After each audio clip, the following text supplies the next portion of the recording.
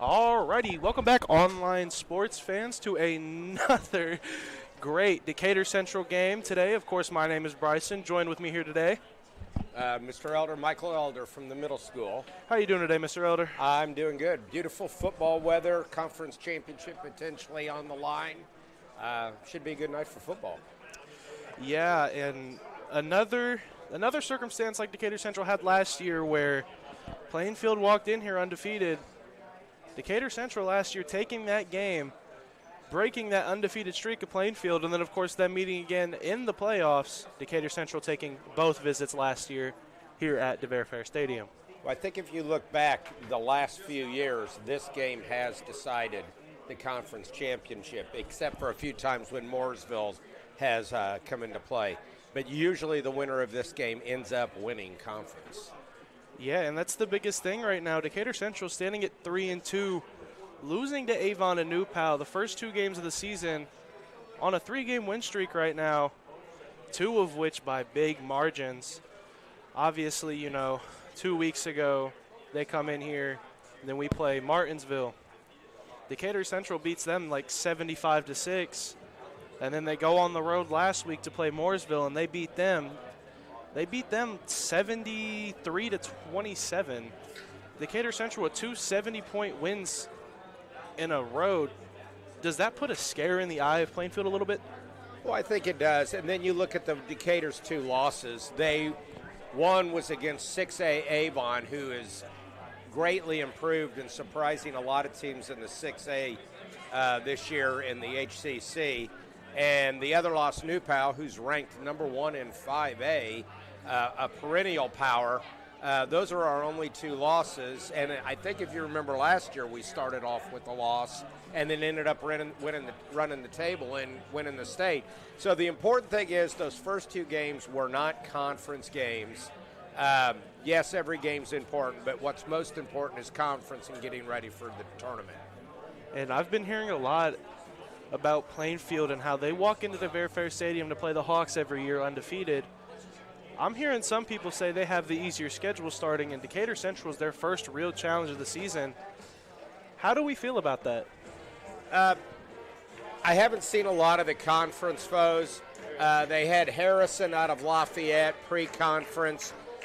They are normally a good team. I don't know what their record is this year.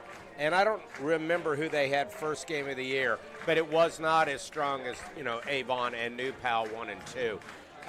Conference-wise, Decatur, Plainfield, and Mooresville are usually the top three, and Decatur's already played one of those, being Mooresville. So I would say we probably have a little stronger schedule coming in, but, the thing is, it doesn't matter who's played what before.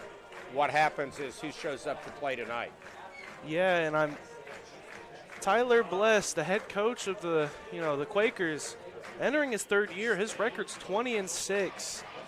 6 losses in 3 years is definitely an outstanding stat, but of course you got Coach Kyle Enright, who's entering his 10th year as Decatur Central's head coach. 84-29. You have a veteran coach and what most still consider a rookie head coach, who have clashed 3 years in a row now, and I'm pretty sure Decatur Central taking at least 3 of those visits out of, the 4 visits.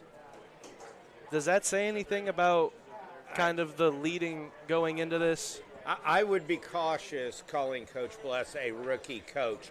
He may not have been a varsity coach for very long, but he's been in coaching a long time, and his family is kind of like a mini dynasty in Indiana. The Bless family have been coaches for a long time in Indiana high school football. So I think even his father. So, he's learned through a lot, and he's been able to use that as an assistant coach and then carried it over here.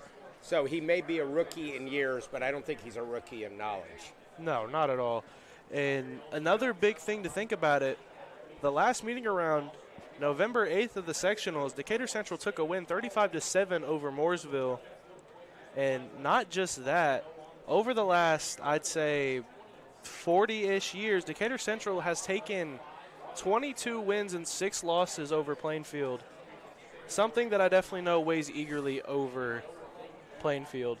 They want the big win. I mean, this would be a banner, for them to hang up if they beat Decatur, even though we started out slow. We are the team to beat, returning state champ, returning conference champ. Everybody wants to play their best game against us. So knocking us off is the one everybody wants. Yeah, and Plainfield obviously coming off a big win themselves, beating Greenwood last week, 49-14. Both teams coming off bigger margins of wins. I've said it enough between the last 4 years of me doing this. The first drive for both teams matter. And it matters on both sides of that ball. It matters for when Decatur Central's defense is out there against Plainfield and Plainfield's defense out there against the offense, and vice versa. And the biggest thing was Bo Polson finally returning after 3 weeks last week against Mooresville. Kind of eased back into the game, him and Farrell Carter both. Bo Polson still throwing 14 pass attempts, completing 7 of those for 82 yards, 2 touchdowns. But the biggest thing is 3 weeks of no play, you're going to make mistakes. Throwing 2 interceptions last week was definitely something he wishes he could get back. But as he's moved on, I know he's looking and he has a great mindset for this game.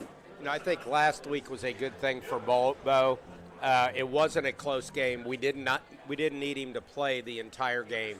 He played long enough to get the rust off, get used to Friday night speed again. It's a lot different from practice speed. Getting him ready for Friday night speed, knocking off the rust, anticipating this was going to be the tighter game where we're going to need Bo to step up like we know he always has in the past and lead the team, hopefully to a victory tonight. Yeah, and within the last 3 weeks, obviously Decatur Central coming off a 2-1 record without Bo Polston, they've been running a lot of the run-heavy offense.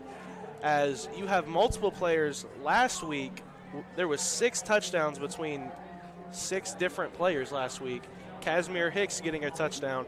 Braylon Morris going out there and doing his thing like he's been doing for the last 3 weeks. Hunter Harvey, Carson Eisen, Bo Polston, and Eli Hill, who stepped up to come in every now and then for a little bit of that run when Braylon Morris needs that break. You have just a lot of guys playing both ways, especially Braylon Morris. Tiring these people out, but always having the next man up is the big thing that Coach Enright stresses the most. And I know that it's going to play a big, crucial part of this game today here. Right, and I think the running game's important because if you have a good running game to complement the passing game of Polson, Plainfield's going to have to make a decision. Do we stick more defenders in the box and defend the run, and that leaves our fast and high-ability wide receivers one-on-one on the outside for Bo to pick apart. Central's offense, the entire team actually. But here come your defending 5A state champ Decatur Central Hawks, ready for another crucial game, basically deciding the conference here today. Right. And just let me tell you, watching this team all year so far, the greatness of how these people have stepped up after losing some seniors last year, that crucial 5A state championship game, people like Bryson Bonowit, Bryce Johnson, people who just played crucial parts in the team last year being gone, the next man up has stepped up. And you got to remember, Hawk fans, conference stays the same, but once the tournament starts, Decatur did get bumped up to 6A.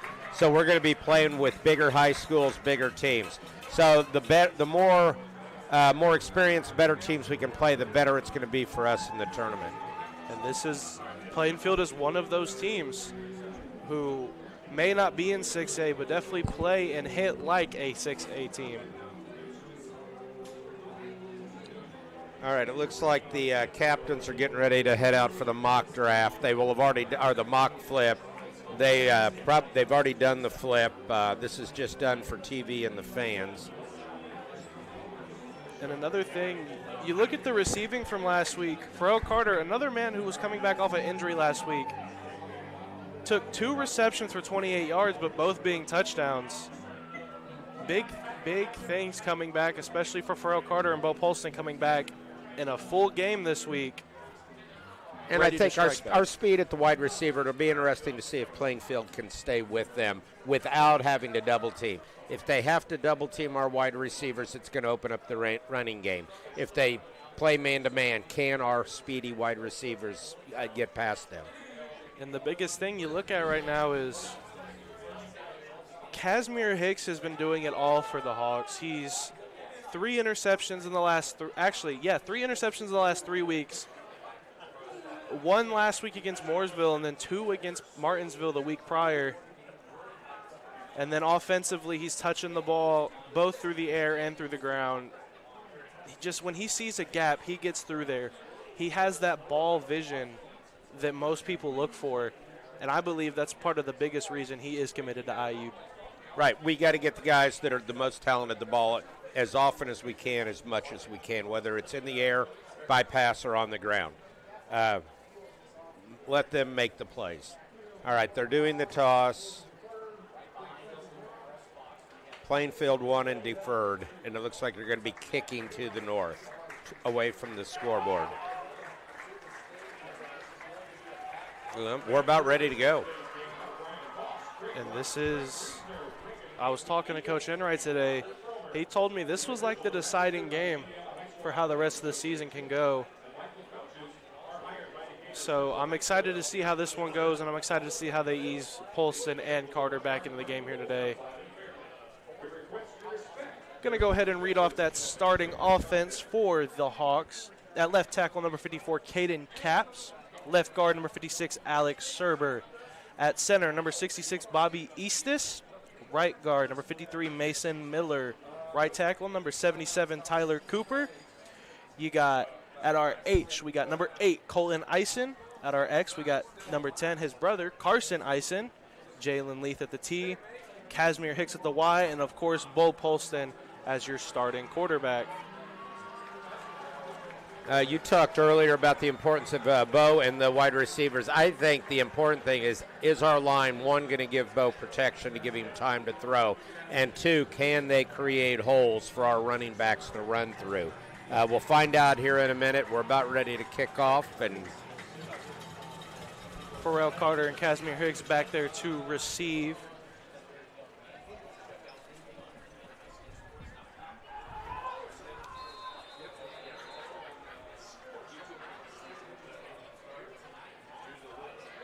And Friday Night Lights is officially underway, folks. So that ball is going to be inbounded, find himself a little gap, and he's taken out there at about the 40. They did not want to kick it deep to our speedsters in the back. They kicked a short kick. Your defensive starters for the Quakers. Defensive end, number 59, Jordan Robertson. Nose tackle, number 53, Brody Clampett. Defensive end, number 36, Drew White. Outside linebacker, number 34, Tyler Simic. Inside linebackers, number 23, Mason Mantooth and Jacob Dillinger. Outside linebacker, number 40, Blake Larson. Safeties, you got number 11, Ty White, number 15, Cody Vanderbush, and then corners, Tayshawn Callahan and Grayson Harden. Little run off to the left. They got a few yards. Plainfield did a good job. They had a lot of people in the box, and there was good pursuit there. So this will open it up for the passing game, possibly a reverse later on. And the biggest thing that needs to be paid attention to is what can both teams pull out of their bag. Both teams can just run trick plays, trick the offense or trick the defense with anything that they got. And I know Decatur Central, they always have a few tricks up their sleeves. I know. Ideally, though, we don't want those trick plays. We're hoping we're big and good enough to just run our basic offense. That ball's going to be taken there. That looks like that'd be number 23. That looks like that's Jalen Leith taken down there at about the 49. We'll call that the 46 going out. So we got about 3rd and 4 here. Both a run and a pass down. Both are available here. And that's the biggest thing that catches defenses off guard is when it's 3rd and manageable, you really got to pay attention. And it looks like here, Plainfield is running man-to-man. on both our wide receivers outside.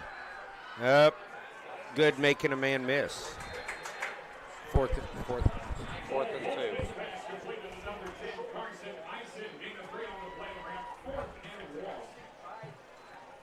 So 4th and 1.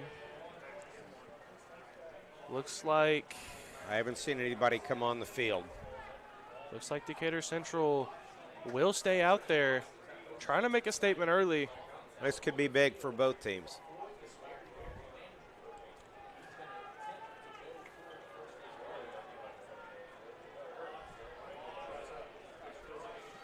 A little bit of that handoff action, and they're going to pick up the first down a little bit more, taken down at about the Plainfield 48. Yes, good blocking up front. Got the 3 yards they needed, and gives them a new set of downs. And that sets the tone early for Decatur Central's offense, showing that they can get a hole there for our running backs to be up there. And in comes Braylon Morris for the Decatur Central Hawks. Could be looking to run a little bit of that QB blast action.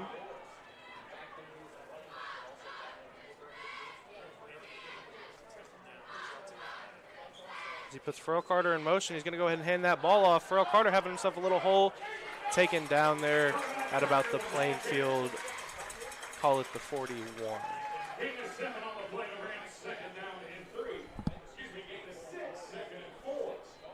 So that'll be a 2nd and 4 for the Decatur Central Hawks. Setting the tone early a little bit with the aggressive running, and it's just something you like to see. And they're marching down the field already in Quaker territory.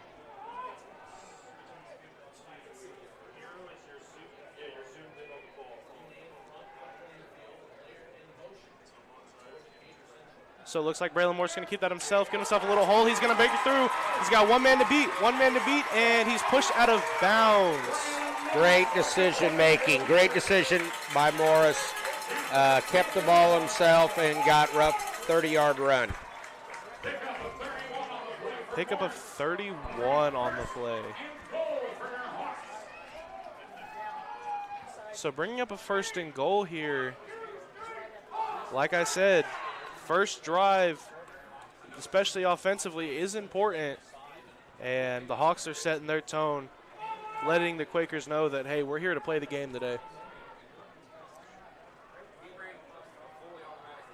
Braylon's still out there. Ball is snapped, and he's going to hand that one off to Casimir Hicks. He's going to find himself a little hole, take it down at about the 5-yard line. We'll call it the 6, it looks like, but still a very, very good run. Very manageable 2nd and 6. Still in with Braylon in there as quarterback. Today I see a big switch between Braylon, Eli, and Bo. Bo definitely going to be more of the pass-heavy quarterback. Casimir Hicks in motion here. Ball is snapped, and he's going to fake the handoff and keep it himself. He's going to rumble in there, and he is just short. Half-yard line, maybe. Helmet did come off, so he will have to come out for a play. All right, who are they going to put in, Bo or Eli? Looks like Bo. It looks like they're giving Bo the play. And out comes Pharrell Carter as well. So in comes Bo. 3rd and 1. Definitely 2-down territory since we went for it on 4th down at midfield, I would think. Who's in the backfield? Harvey? That's going to be Casimir Hicks and then Braden Smith right behind Bo Polston there. A little bit of pitch out there, and that's going to be a touchdown. So Decatur Central scoring first on their opening drive. Decatur Central up 6-0. The impressive thing about that, there was the one big 30-yard run, but it was a lot of successful runs. I don't think we had one negative play the entire drive, which is going to be important to keep Plainfield off balance. And that is the biggest thing, is just making sure that Plainfield always has to rethink their decisions. Rethinking as a defense can cause so many errors And it looks like Decatur Central's going to go for 2 here. Oh. Same play. Same play, and looks like it's, see what the refs He's say. in. The refs are going to say it's good, so Decatur Central up 8-0. Setting the score, setting that tone early. Ready to see how Decatur Central's defense comes out here and goes against that Quaker offense.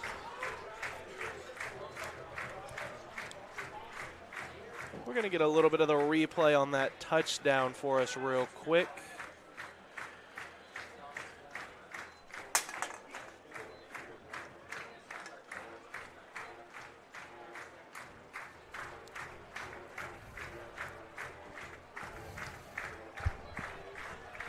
So again, Decatur Central setting that tone early with that Casimir Hicks run touchdown. And like we were just mentioning earlier, Decatur Central got to feed the ball to the guys that are quick. Well, and you mentioned earlier, you said you talked to Coach Enright, and he said the first 2 drives were important. We were successful in our first drive scoring. Now, can we be successful with our defense, shutting them down so we can get the ball back? Yeah, and the first defensive drive mainly sets the tone because, again, they have the term the defense wins championships. It's important enough to keep both your offense and defense locked in and ready to go each time they touch the field. So Decatur Central and Jackson Doney getting ready to kick it off there to the Quakers.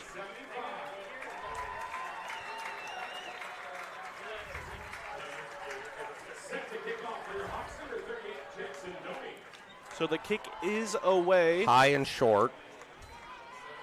Going to be taken at about the 20, and he's going to be taken down at about the 30. 33 maybe. 33 and a half maybe. All right, so here comes the Hawk defense out. So your starting defense for the Decatur Central Hawks: Alex Serber, Caden Cole, Jordan Shanks, Colin Eisen, Michael Campbell, Braden Smith, Chris Hill, Braylon Morris, Hunter Harvey, Casimir Hicks, and Pharrell Carter.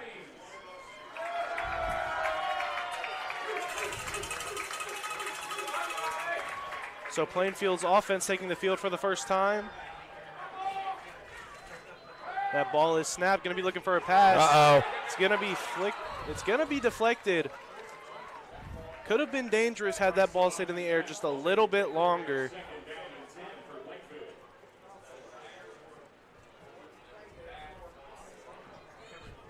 Got to be happy with that one because that man was open and he was looking for that ball.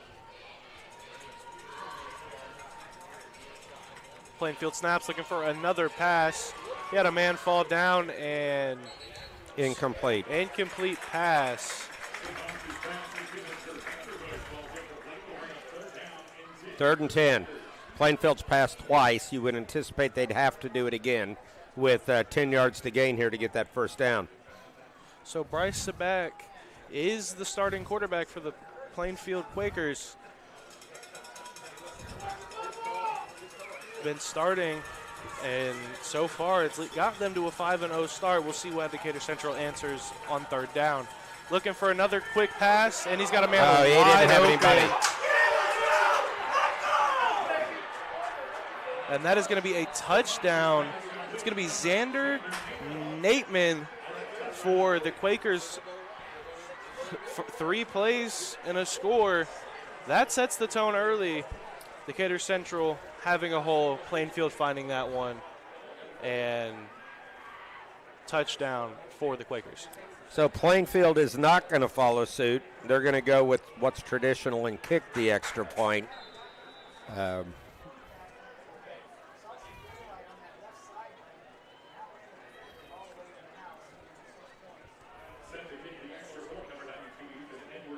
Ethan Edwards set to kick the point away. That is up, and it is good. Decatur Central, Plainfield putting points on the board quick, getting that Decatur Central offense back out there. And again, first drive sets the tone. I think when Coach Enright and the defensive staff looks at that, very, very good on the first 2 downs. Third down, they had a little bit of a mental lapse there, and they left the guy kind of uncovered, which caused him to get open. I have a feeling they're going to look at the plays again. They'll make the adjustments they need to make. We've just got to reset the tone now on offense. That's something they're definitely going to talk about over on the sideline, fix, and then when that defense comes back out there, they're going to make sure they're more locked in, make sure that they're ready for their next drive and prove a point to everybody else.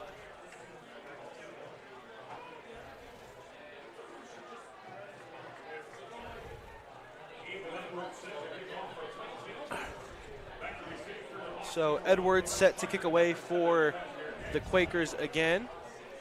Let's see if they'll kick it deep to our speed guys in the back. Pharrell Carter and Casimir Hicks in the back to receive. Kick is up, and it is a little short, inbounded there by Jalen Leith, who's going to bring that up, get himself a good little hole there, taken down at about the 42. Once again, not wanting to kick it deep. I think that's going to be the overall theme tonight when Plainfield has to kick off. And keep that in mind. They're not kicking it to the speedy guys during special teams, but when we get it to them on offense, they got to make sure that they're locked in and ready to fill the gap that our guys will end up finding. And if they make one mental error, that has a chance to be gone and go to the house.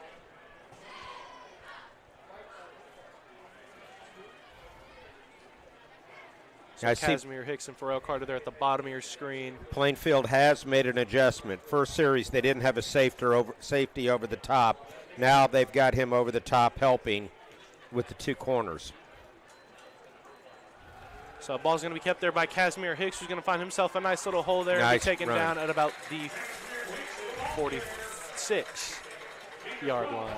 11-yard gain, 12-yard gain. We'll take that every time. Has Bo thrown today? I don't think so. He has thrown, I believe, 2 passes so far, both being complete.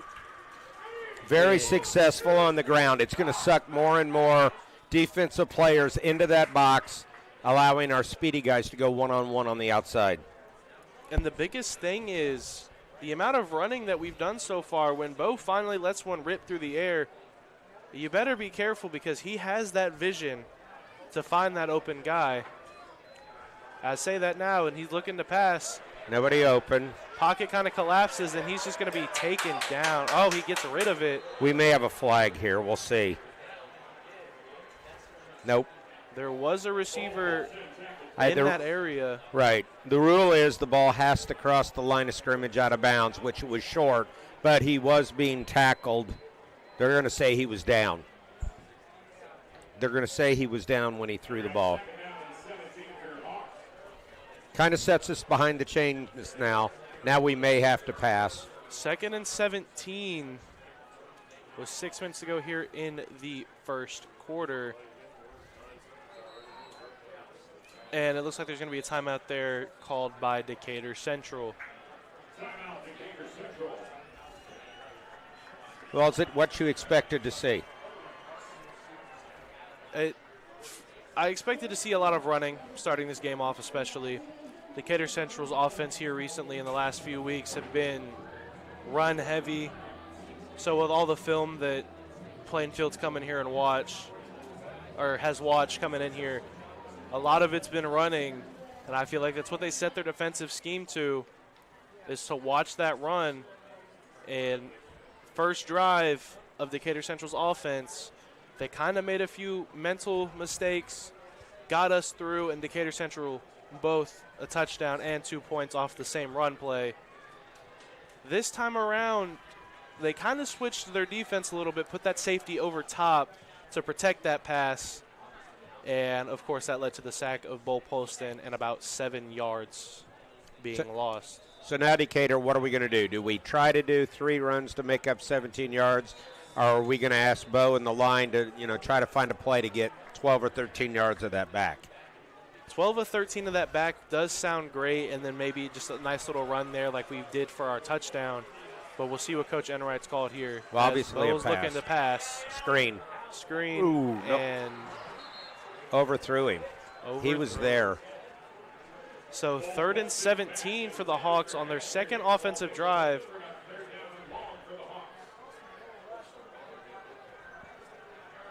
See what Decatur Central thinks here.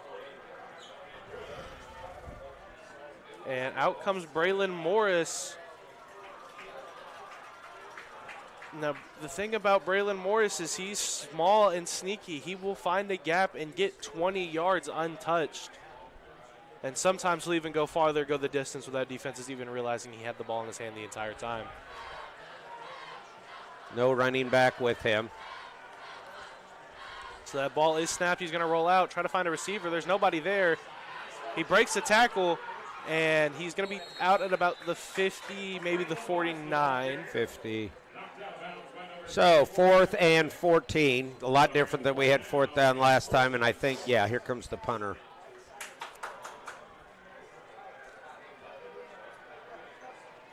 So that one definitely going to be one that Decatur Central wants back. A wasted opportunity on that possession.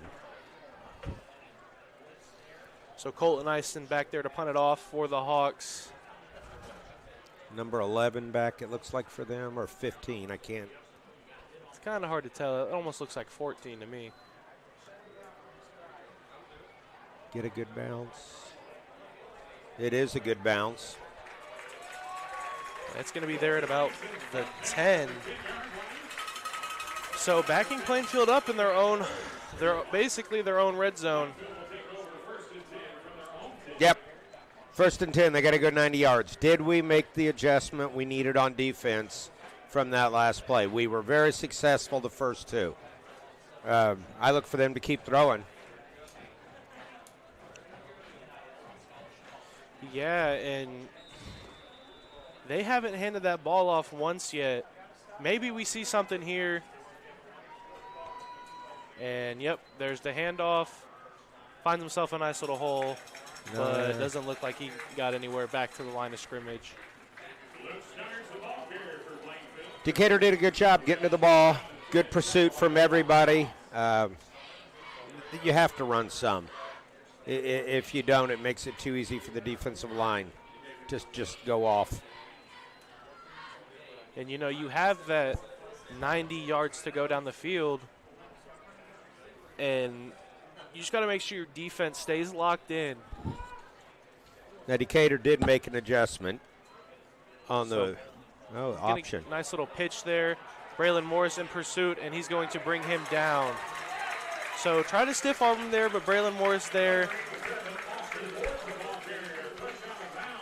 All right. Ball's going to be on about the 13. All right. No, it's not. It should be 3rd. 3rd down. It's 3rd and 7 on the scoreboard. I think our guys over there haven't upped it yet. All right, definitely a passing down, but you have to be careful. You can't take a sack, and you got to be careful of the interception. So Decatur Central have people up top looking to pass here. Quick little rip, and that's going to be intercepted. He did make the catch. That is going to be Pharrell Carter who falls on the ball. Now we have a short field going in. Only 30 yards for a touchdown. And that's what I was talking about. It almost looks like they flipped a little bit here. Good first drive by that offense and a not so good drive by the defense. But we made the adjustment. We made our adjustment. Our offense had a little bit of a mental shake there in the second possession. And then the defense comes out and has themselves an interception, setting up our offense on the 30. All right, Bo back in, it looks like. I formation. And there's going to be a flag. It looks like that one's going to be on Plainfield for a offsides. It's on us. Wow. False start. And that's just a good eye. It's usually the lineman making a movement inside. Once you get your hand down on the ground, you can't pick it up. You can't flinch. That's the key for two of the officials, the umpire behind the linebackers and the referee in the white hat. That's all they do, or watch those 5 to 8 guys. Ball is snapped, and not much up the middle. Looks like Alex Serber there was kind of looking for a call. Had a Plainfield guy back there pretty quick. Doesn't look like he got anything. And 2nd and 15, 14 and a half.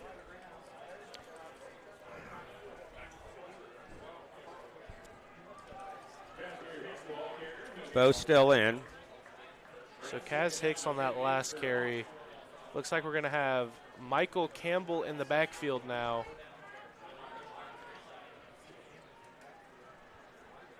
False start. False start on the Hawks. Looks like that one's going to be on Pharrell Carter there.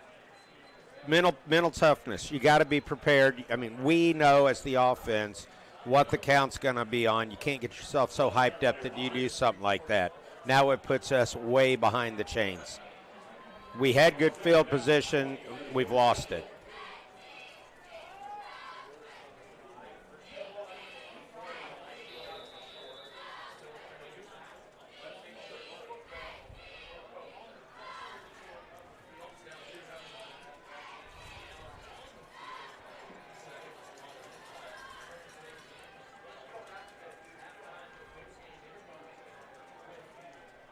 So that ball's going to be snapped. They're looking for a pass.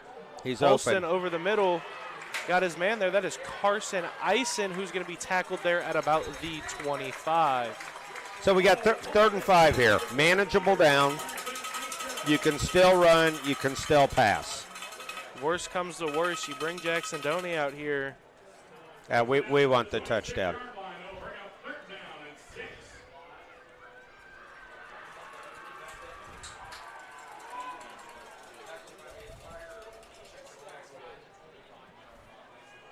So Polson staying out there again. Casimir Hicks and Braden Smith in the backfield. Ball is snapped. It's going to be a pitch again. Casimir Hicks, and this time Plainfield's all over that one.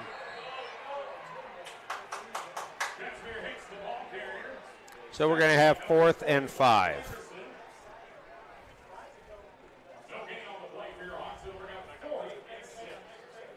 Fourth and 6. See what Decatur Central does here. Okay, well, being misled. So it looks like Polston staying out there. We are running out of time on the play clock. We're going to have to get this in, or Decatur's going to have to call a timeout.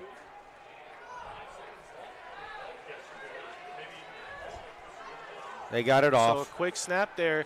Decatur Central letting that one fly, and that's going to be no good. Intended for Pharrell Carter there.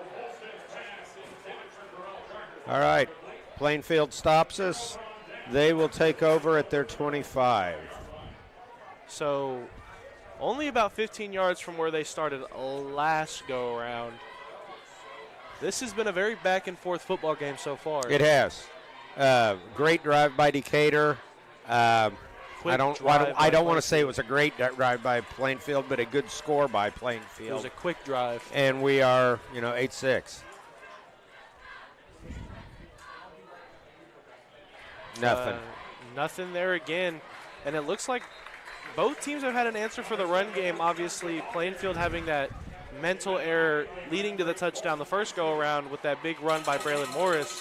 Other than that, both teams have been on the run. And that's the biggest thing that Decatur Central's defense has been worrying about is that run. But they've even been on the pass game these last couple of weeks. Except for the one play. Decatur has played great defense. They show they can play man-on-man on the outside.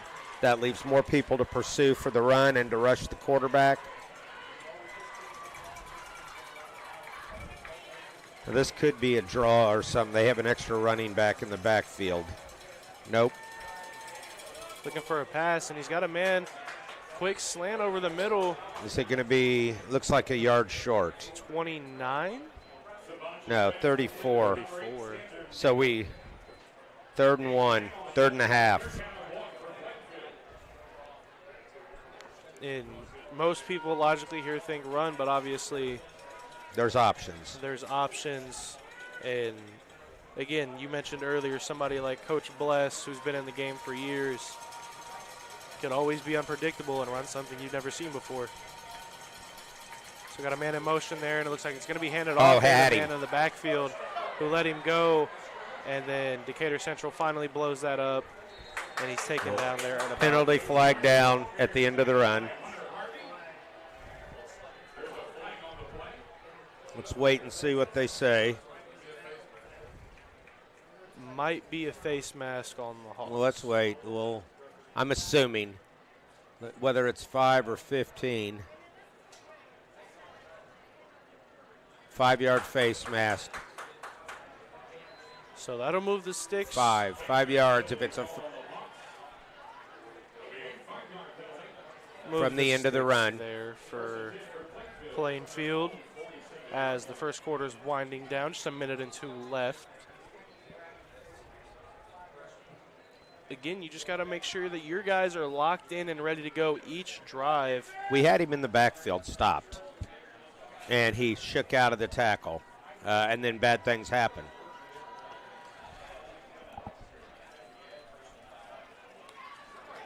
Option. In the backfield and just found himself a nice little open man to get some positive yards on that.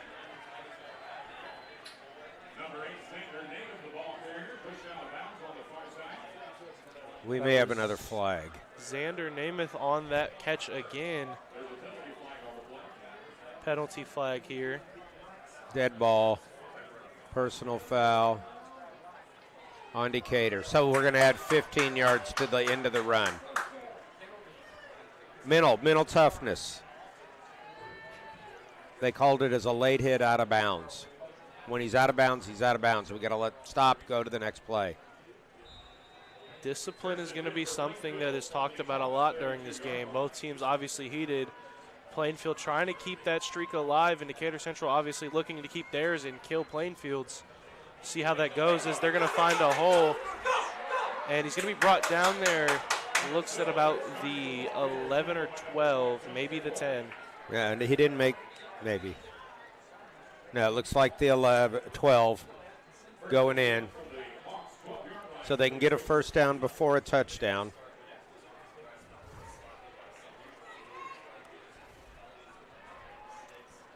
This may take them up. They're going to run a play.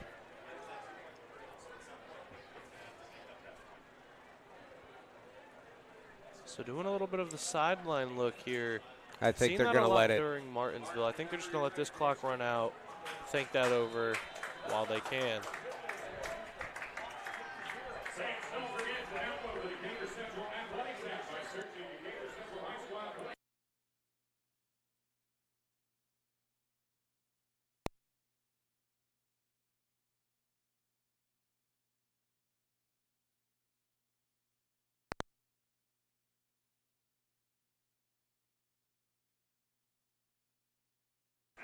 Alrighty, while we have a moment, Decatur Central DCHS Live would like to give a special shout out to Papa John's for providing the broadcast crew with pizza for tonight's game.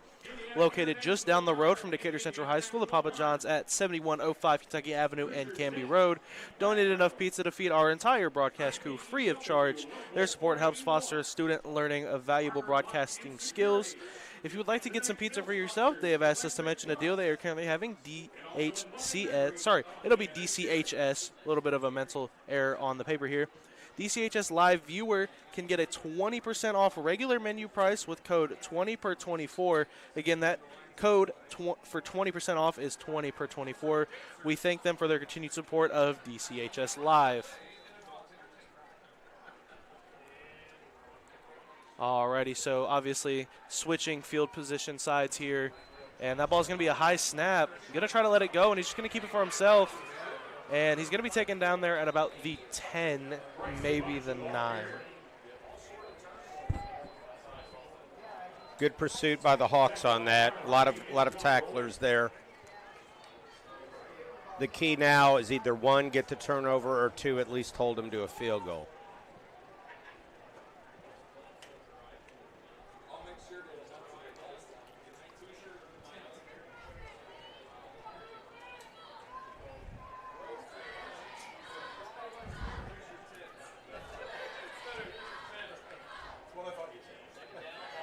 High snap again. High snap, and he's gonna be stopped. That's gonna bring up a third down. Maybe 3. A little longer. Maybe 5. All right, run pass down, 2 down territory if they choose. Once again, the Decatur main priority, get a turnover. Second, force the field goal.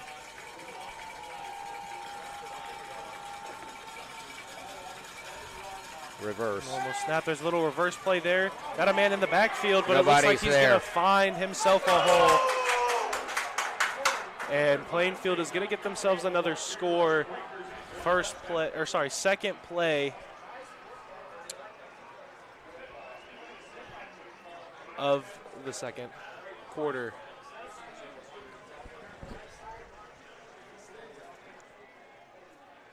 All right, they are lining up for a 1-point extra point again.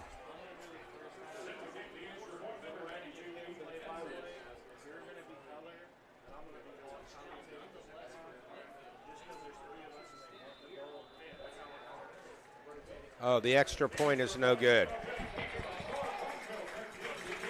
So with that extra point being missed, keeping the score 13-8, obviously now it's just a 6-point game. Obvious. All right. It's still incredibly early. Decatur Central obviously has time to come back from this, but that was a good drive by Plainfield. Yep.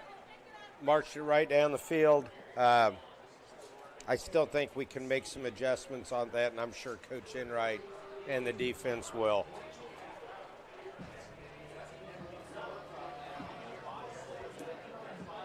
So gonna make it known. I want to see a kick to the speedy guys, as you refer to them. Yes. But obviously Plainfield hasn't done that all night so far, so we'll see what they do. I would be shocked. They do not trust themselves to be fundamentally sound to stop the speedy guys in the backfield. Punch it along the ground or kick it high to the shorter guys so their guys can get down the field. Pharrell Carter and Kaz Hicks obviously back there like they have been all night.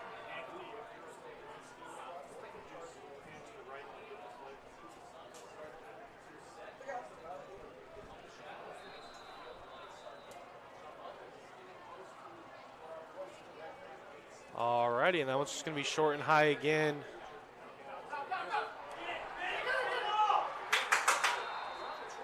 And it looks like Decatur very luckily got possession. That ball bounced a few times. Be about the 20-yard line where they keep that 21. No, sorry. About the 26-yard line. 26. That ball bounced 3 or 4 times on the ground before we picked it up and got control. That's the advantage of doing those short kicks. And the ball is live once it hits the ground. Any team can recover it.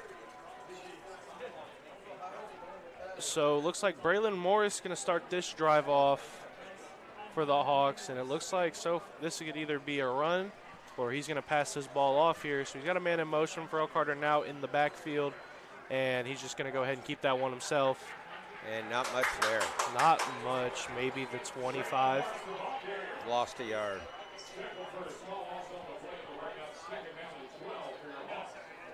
So 2nd and 12.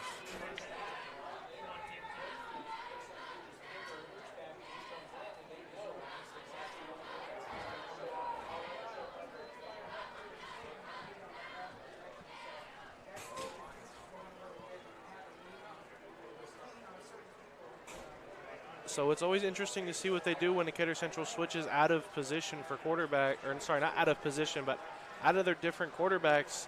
Obviously 3 of them listed on the depth chart, with Bo and Braylon being there must be something going on. They're not letting him snap the ball.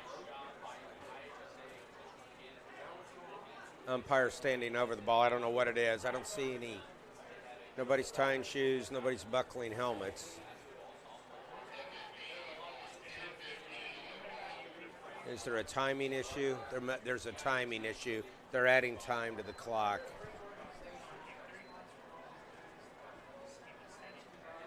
They added 7 seconds to the game clock.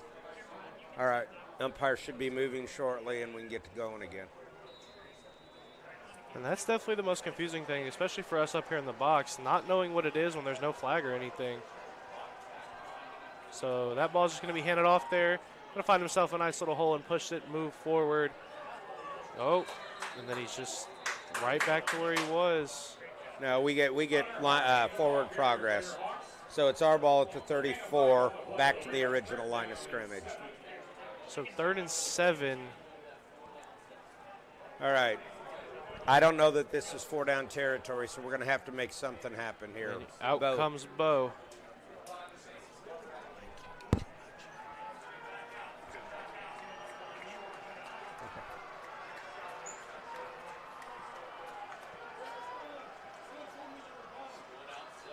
All right, so Polson looking to pass, and that pass is deflected. And that is going to bring up 4-down territory for Decatur Central, and out comes the punt team. So Plainfield has seen something in our offense. They've made adjustments. That's 2 in a row now. You just, as a team, you got to prevent these 3-and-outs. It's something that just needs to be watched. So that ball's up high. Nice punt. It's going to get a nice little bounce there. Let it roll at about the 29. Right at the 30, I think. All right, here we go. Defense has to make a stand here. Decatur cannot afford to get down 2 scores to Plainfield. 9:18 left to go here in the second, so not much time taken off from when Plainfield has scored.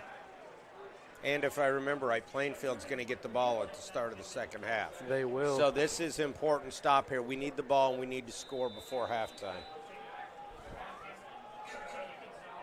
So we will see here what Coach Bless has drawn up and what Coach Enright has brought up. And a nice little quick pass there. He's going to be taken down there. Gain of 5. About the 34, call it the 35.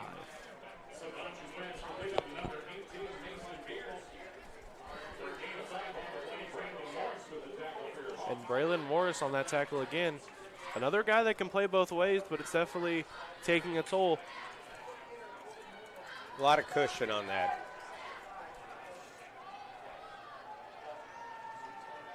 And that's going to be offsides there by Decatur Central. Mental toughness. You got to focus.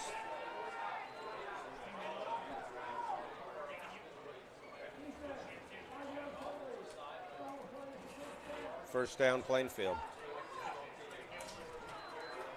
So that'll move the ball up, and Plainfield now with a fresh set of downs. Gain of 5 there puts the ball on the 40.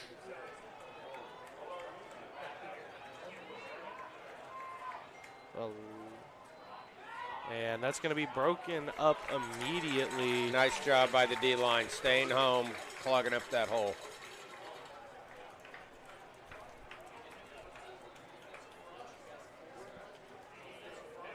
Maybe a half-yard gain.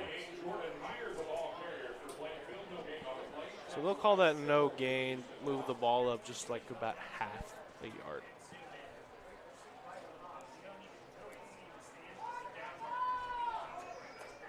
Okay, Plainfield's taken 3 over to their left.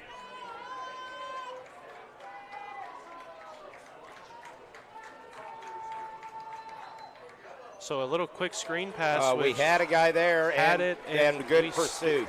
Good pursuit, staying on there.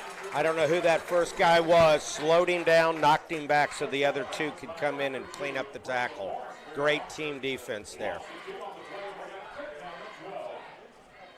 Now this is the drive that we were talking about. We have to make a stop. Plainfield 3 and out. Which we didn't get. They did get the 1 first down, but we need to stop them here. Offsides again. Nope. Yep. Offsides, and they finally catch that. They're wanting to get to that quarterback so bad, but they've got to be patient. You got to watch the ball.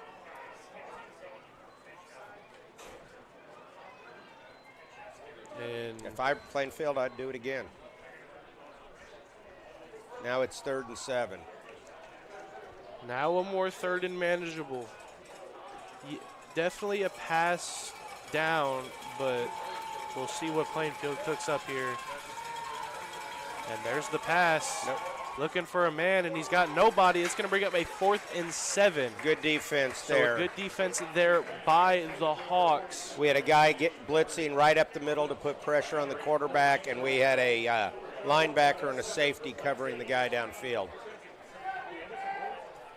All right, who's back to receive the punt? Looks like back there again is going to be Pharrell Carter and Casimir Hicks. Now they're going to have to kick to him this time, unless they kick it out of bounds. Unless it's a fake. Definitely not unheard of.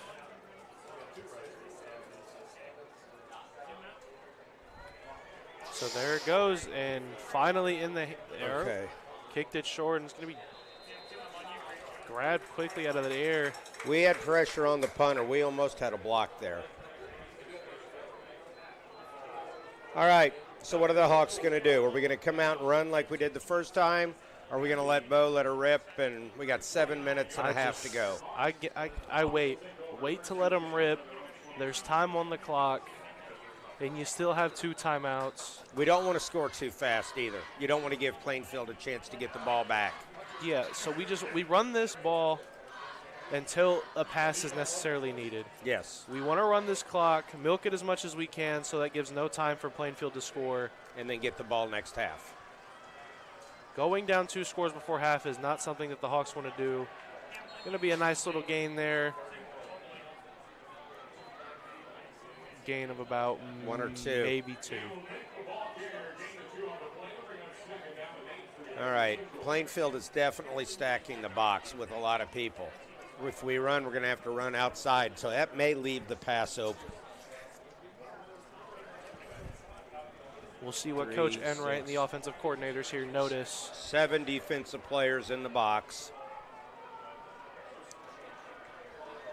Looks like they're in a zone defense up top. So a nice little screen pass out there to Pharrell Carter, picking up some yards there. Manageable. 3rd and 3. 3rd and 4. All right, we have all kinds of options here. The key thing is we need to get a first down. First down and reset the mentality here. Or sorry, reset the mental stableness of the offense. And the dominance. Here. We are going to march down the field on you.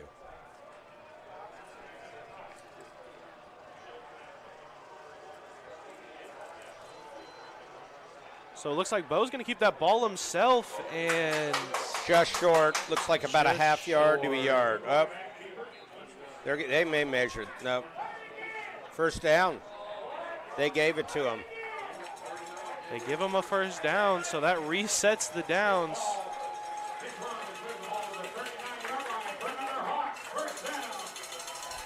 So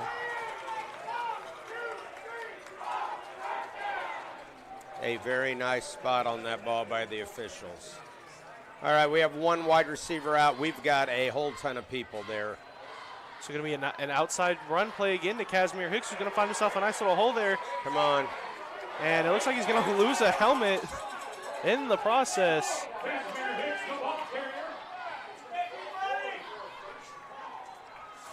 Trying to see where they spot this ball. Well, it should be where his helmet came off. So they're going to spot him 3 yards shy. The whistle should have been blown as soon as his helmet came off. And that's going to take him out for a play. Give him a break for a down.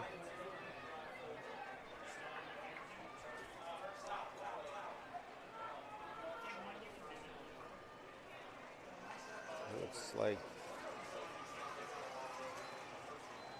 Going to hand that ball off there. Is that Jalen Leap I see? Yeah, we have a first down.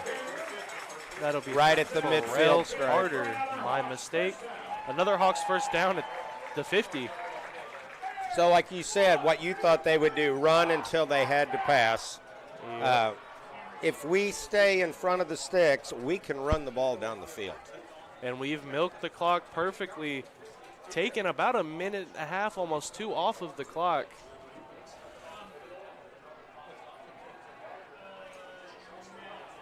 be 4:40 left to play.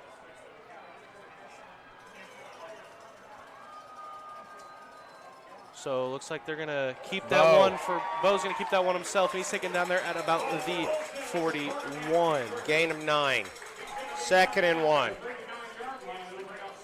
Here's your opportunity to go deep, as long as you don't get sacked. Wide open, because that still gives you 2 tries to get 1 yard. And the way we've been running, we can do that. The key is not to take a sack.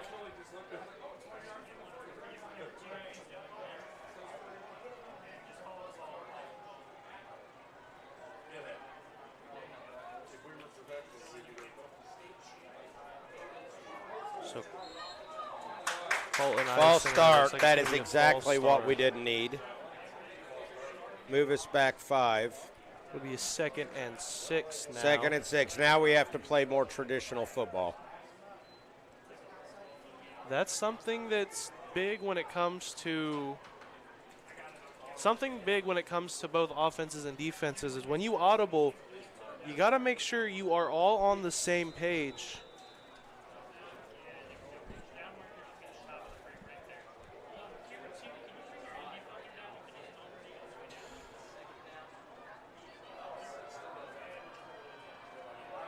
And we stay spread.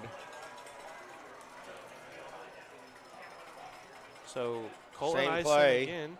Bo again. Bo's going to keep it, and he's going to get himself right back to where he was. If he doesn't have it, he's just short again. 3rd and 1. So we're back where we were, 1 down later. 3rd and 1 at the 41. Now the clock's coming into play a little bit. We're going to be under 3 minutes when this play's ran.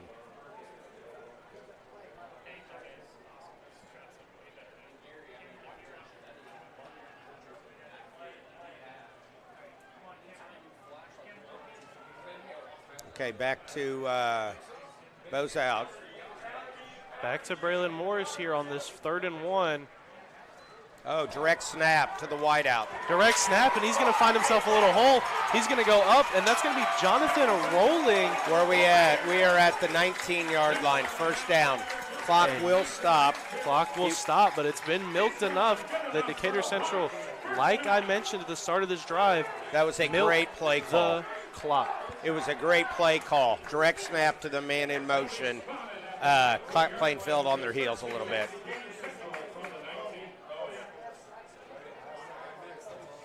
They were expecting the snap to go to Morris.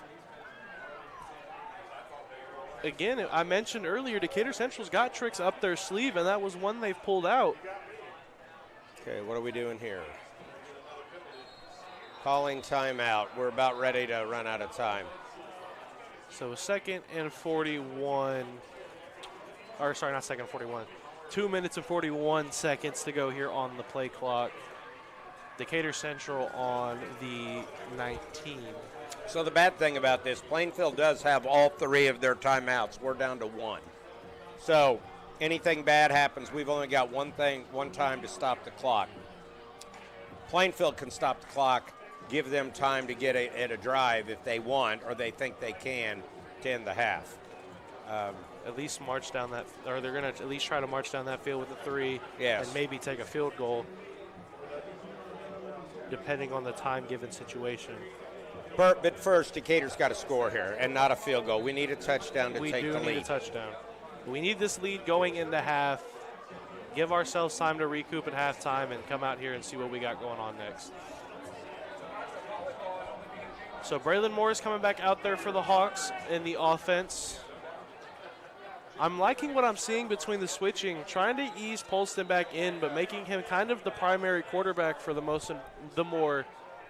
Well, and the thing is, he is healed, but you don't want him taking a lot of hits. No. So snap taken there. Morris looking for open. a man. He doesn't see anything, but he's got running room. Braylon Morris stays up, and he's going to be in for the Decatur Central touchdown. There's the touchdown we needed. So Braylon Morris taking in that touchdown, basically getting his redemption from that run earlier that he wanted. All right, are we going for 1 or 2? It looks like. I don't see a T yet. Bo's coming back out. So I think we're going for 2 again. And the good part about that is we scored our 2 earlier. Doesn't affect the score if we don't get this like that. No, but I mean, the important thing, if we get this 2-point, it puts us an entire field goal up. So a field goal only ties us. So this is important. And it's a handoff option, and he's going to be in. He got it. So we are up by 3. All right, Plainfield's going to get the ball, 2:32 left with 3 timeouts. We are going to have to play fundamental defense here. This is what you practice for all week, these 2-minute drives. And if you want to be a conference champion, this is what it's for. This drive right here. Do not give them momentum going into halftime. I haven't seen the new light show here before. This is pretty neat.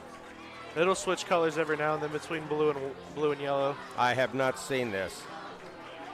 There's the blue and yellow. You'll see it occasionally pop in here. I don't know. Are they? Yeah, they're able to see it on the screen. Pretty impressive.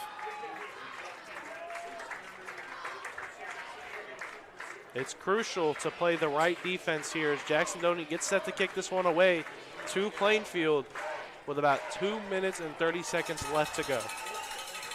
I think kick it as deep as you can. We've got speedy guys going downfield. We're good tacklers. Don't give them a short field here.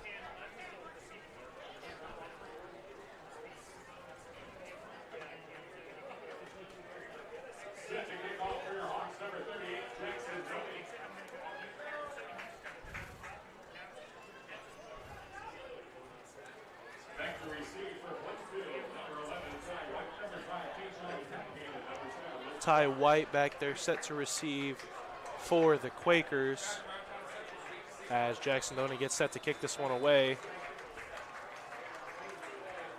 Ball is up. And that is out of bounds, not what we wanted. They are going to get the ball at the 35, I believe, which shortens the playing field. A mental mistake you don't want to make as a kicker is giving them good position when that ball goes out of bounds. Because for that flag, wherever that ball leaves out of bounds is where they get it.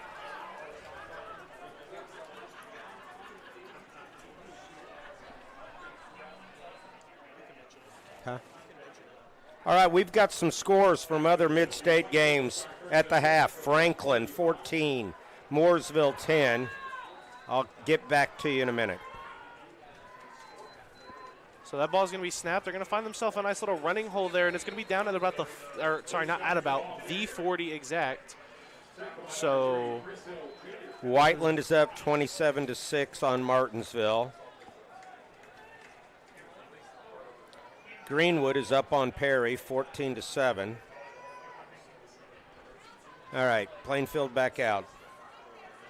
So ball on the 40, 2nd and 6 to go here. Snap, looking for a pass, a quick out pass there. Did he catch it? Looks like they're going to call that an incomplete pass. Something I've noticed, has Plainfield had a penalty yet? No. Decatur Central has been all the penalties so far. I mean, I give kudos to Plainfield for being prepared and all of that and not making those mental mistakes.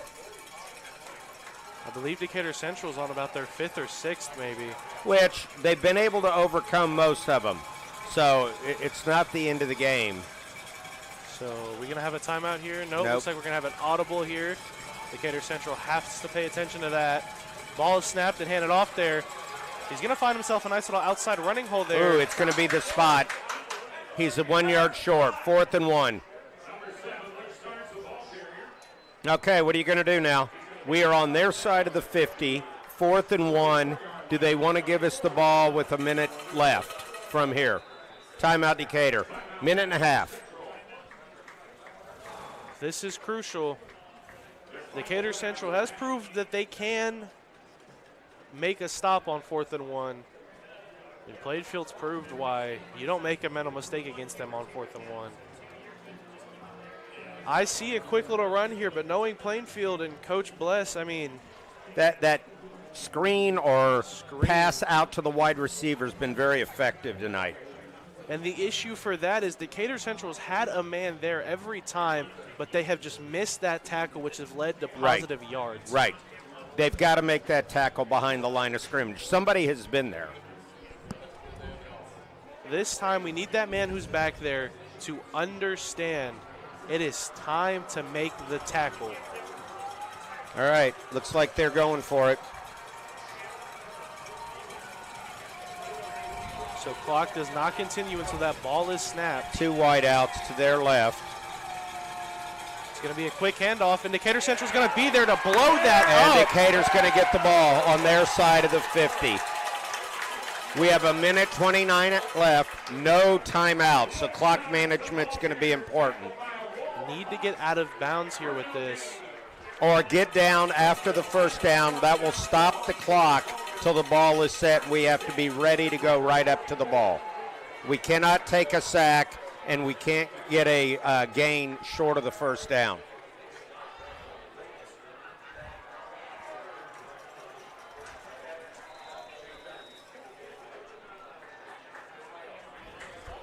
And just like you said earlier, we had the guy there, and he made the stop when he needed to make that stop. Great team defense on that.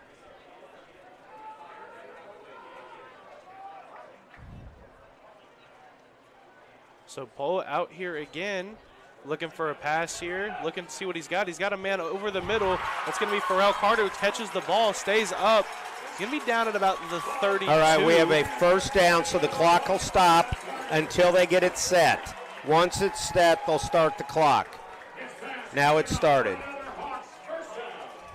Decatur's at the ball, ready to go.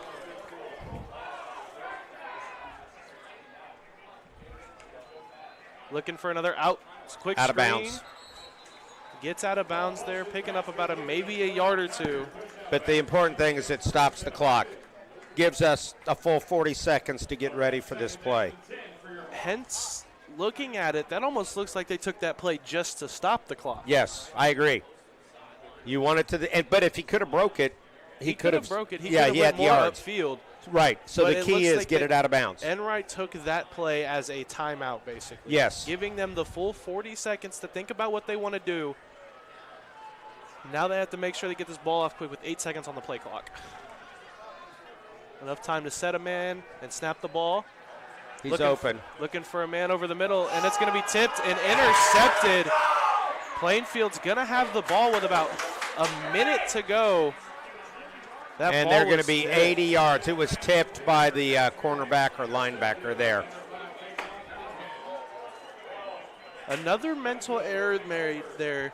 Obviously, again, it's kind of fresh off of injury, but you still feel the pressure.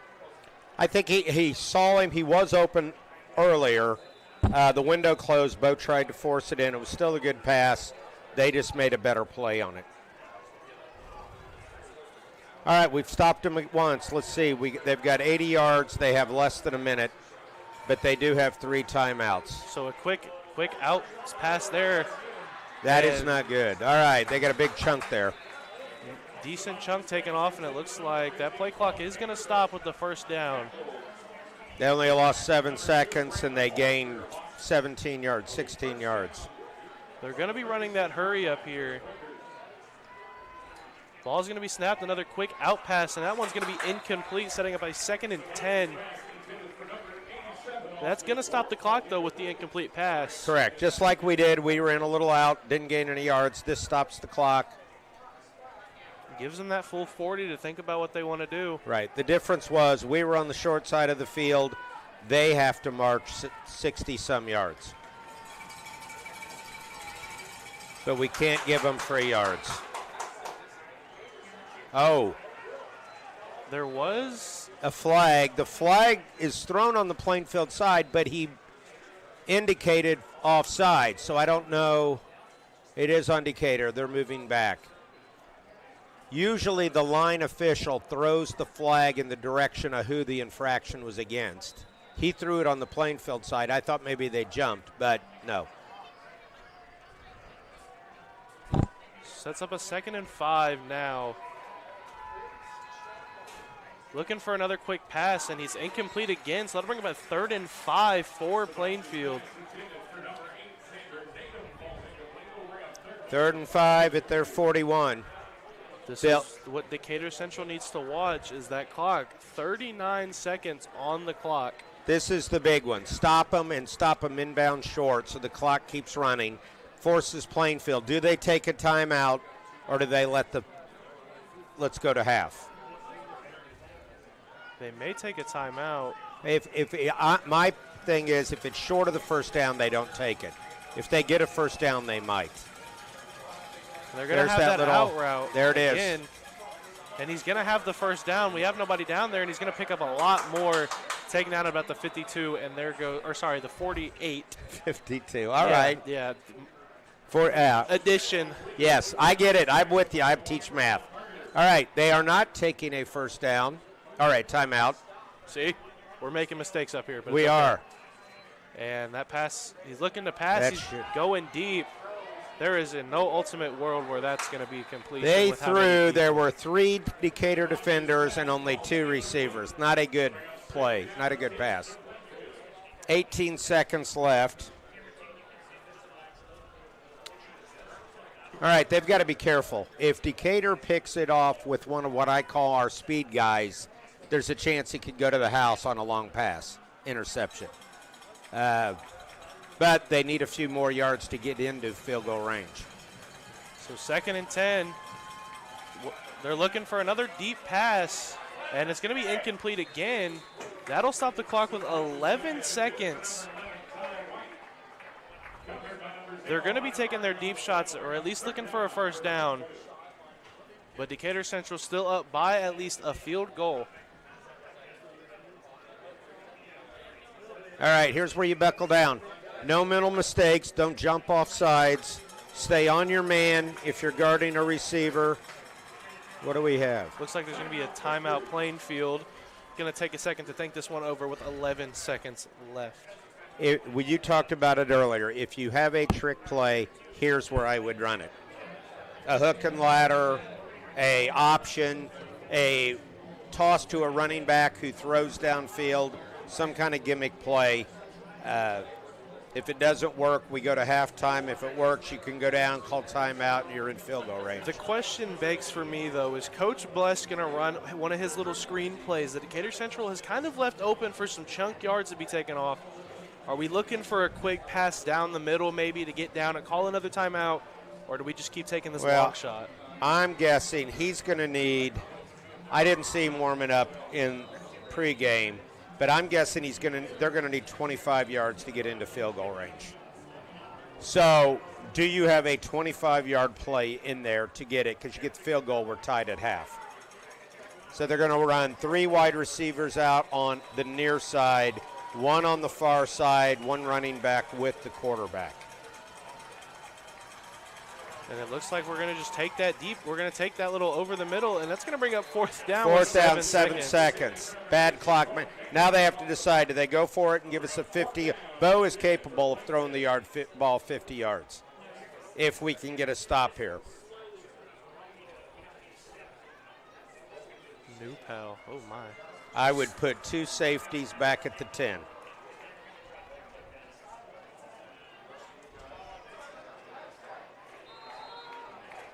Timeout again, Plainfield. Another quick score update for you from New Pal this time. New Pal's up on Greenfield Central 42-0. Like we talked, half. I think we talked. Oh, it was in pregame. I mean, they are pretty daggone football team right yes. there. Let's see what else we have around the area. I'm pretty sure didn't Plainfield win their 4A state championship last year? I believe so. So, yeah. We've played 2 state championship teams this year. Franklin is still up 14-10 at the half. Whiteland is up 27-6 at the half. Greenwood 14-7 at the half.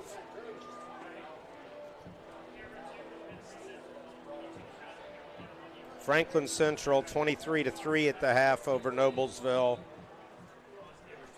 The Fever are down 9 in the second quarter. for all those Fever fans out there.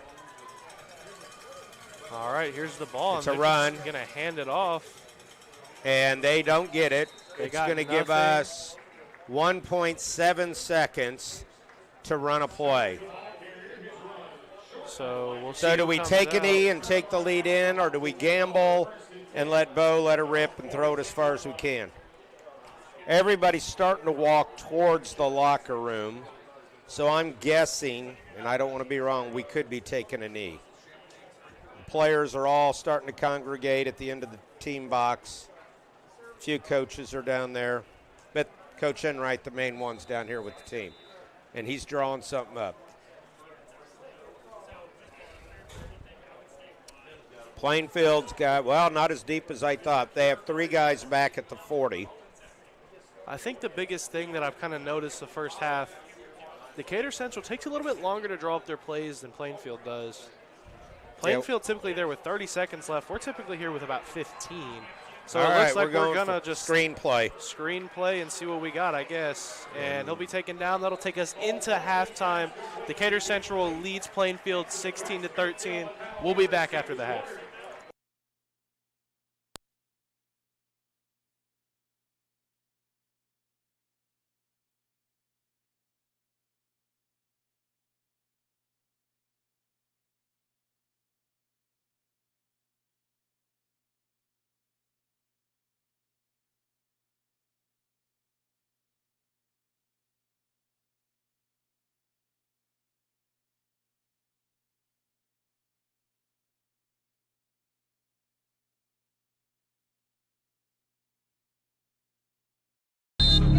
Some see a high school football stadium.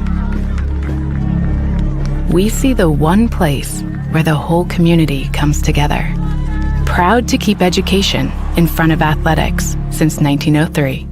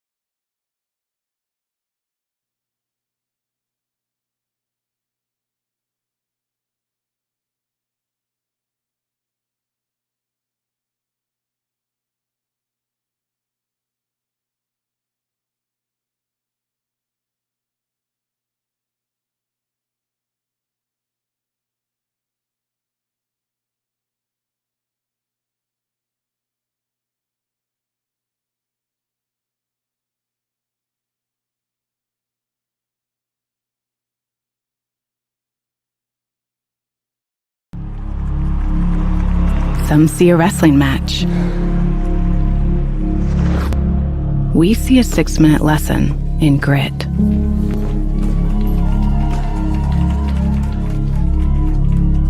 Some see a coach sending a runner home. We see a mentor guiding a student athlete into the future. Proud to keep education in front of athletics since 1903.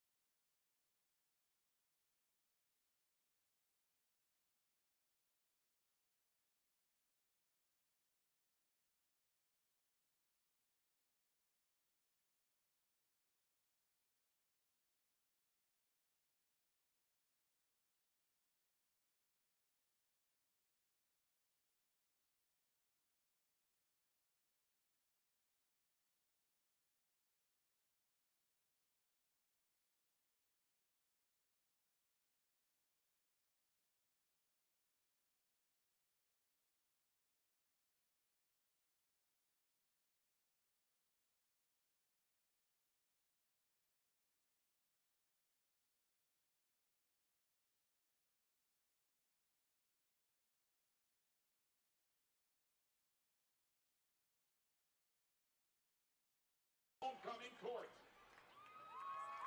Here are the court members as follows. Our freshman princess, Delaney Thompson, and Prince Tristan Sinkman. Sophomore princess, Dariana Allen, and Prince Toby Ajayi. Junior princess, Michaela Amanfo, and Prince Hunter Harvey. And now your senior homecoming court. Queen nominee, Haley Winderlich, and King nominee, Gavin Mold. Queen nominee, Lily Adams, and King nominee, Brandon Vermillion. Queen nominee, Layla Mahone, and King nominee, Casimir Hicks. And Queen nominee, Serenity Thomas, and King nominee, Alex Serber. Ladies and gentlemen, your 2025 homecoming queen is Serenity Thomas.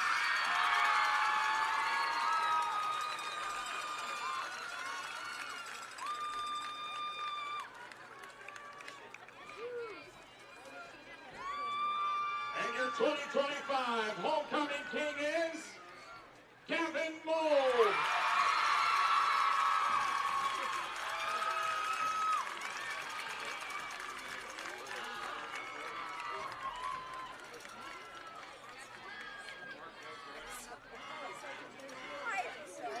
Congratulations to our new king and queen, Gavin Mold and Serenity Thomas.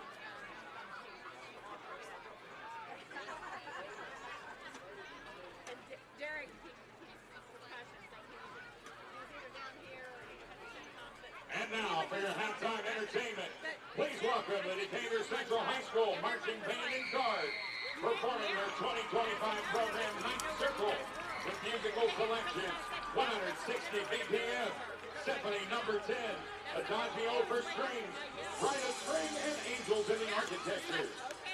Drum majors Mason Ewing, Charles Rogers, and Desiree Rojas. The field is yours for your halftime performance.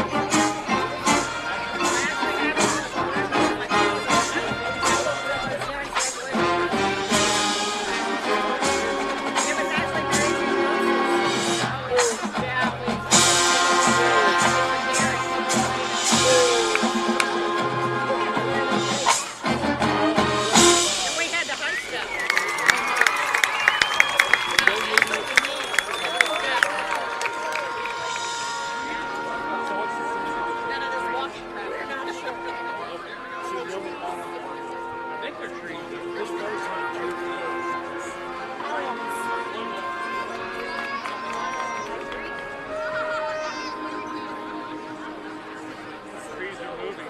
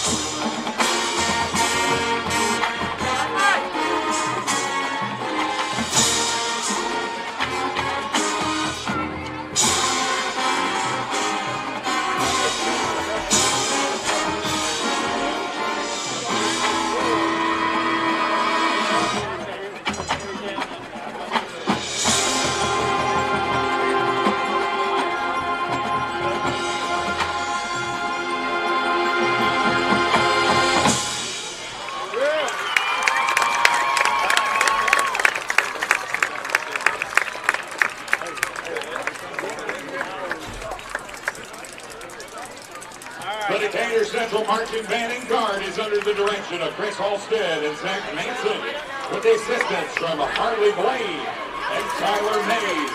The band heads to Louisville, Kentucky tomorrow for the Bands of America Louisville Regional Preliminary Competition. And we'll give a prelims performance at 12:45 p.m. Our Band and Guard program will host their annual community performance at the Beer Fair Stadium on Saturday, October 11th at 5 p.m. Good luck and good skill to all Band and Guard students at their upcoming performance.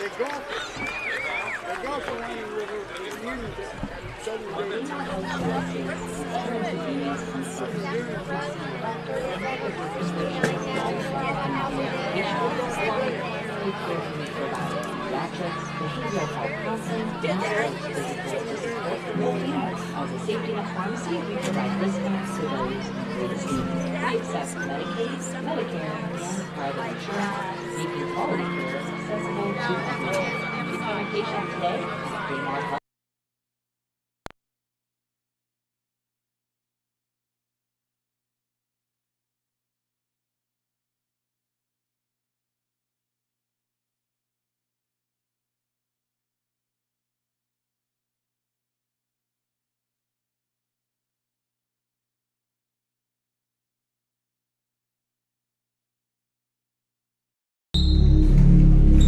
Some see a volleyball match. We see a student athlete learning how to be poised under pressure.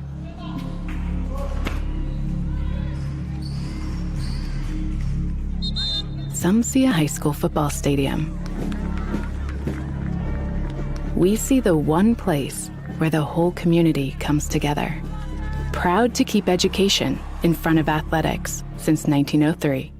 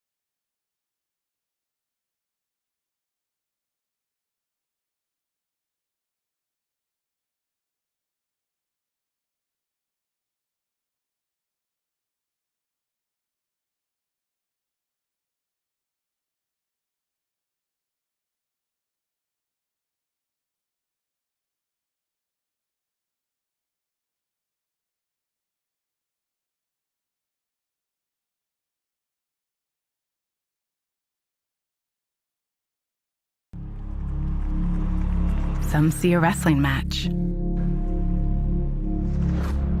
We see a 6-minute lesson in grit.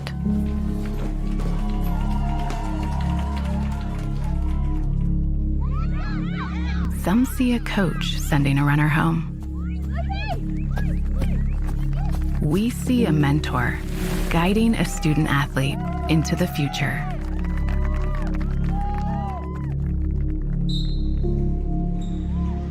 Some see a volleyball match. We see a student athlete learning how to be poised under pressure.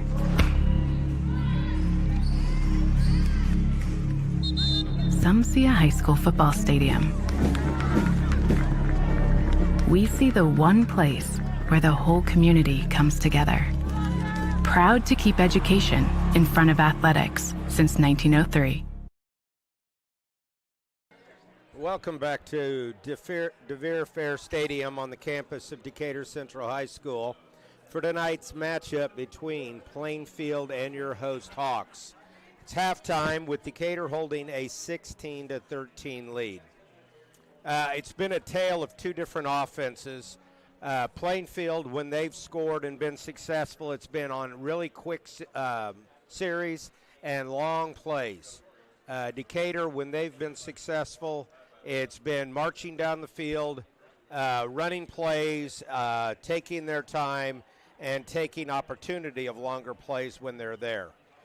Both teams have made adjustments on defense that's kind of stifled each of the offenses. And now we're making our final halftime adjustments to see what's going to happen here in the second half. Either team can still win. So we've just got to get ready. We're going to be kicking off. They should be putting 3 minutes back on to warm up. Plainfield's going to get the ball to start the second half, so Decatur's defense is going to have something to prove here coming out at halftime.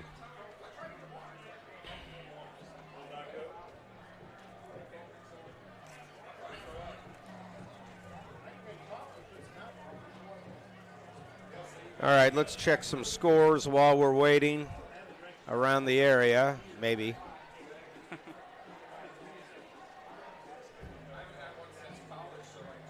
I know the Fever are down 1 at the half, 33-32 to the Las Vegas team.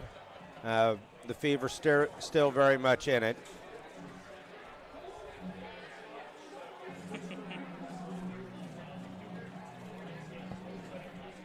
All right, doesn't look like they're going to put the 3 minutes back on. Both teams coming over to the sideline. Refs are getting ready. It looks like Decatur is kicking away from the scoreboard, which is usually what the team does. The reason is they get the scoreboard going into the fourth quarter so their quarterback can read it and know what's going on time as they're making that drive at the end of the game.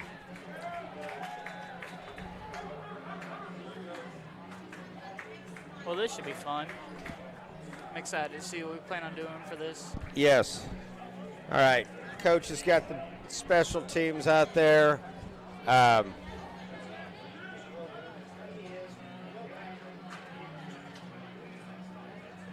Plainfield is sending two players back deep. Number 11, Ty White, and I cannot see the number. It looks like maybe 7, Luke Starnes.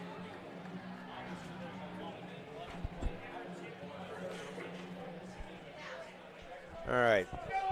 I think, yeah, it looks like it, yeah. Definitely down here in the press box, definitely hard to see from my It is.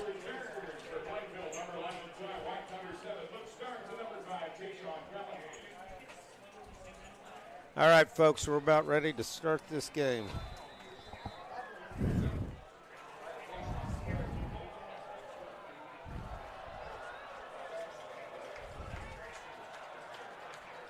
Fairly long kick by the Hawks, taken by White at the 18. He's going to break outside. He's going to be tackled about the 38-yard line by a bunch of Hawks there. All right, Decatur's got to set the tone here. We need to stop. Plainfield obviously wants to get a scoring drive and probably take a little bit to do it. Yeah. They want to rob as much clock as they can.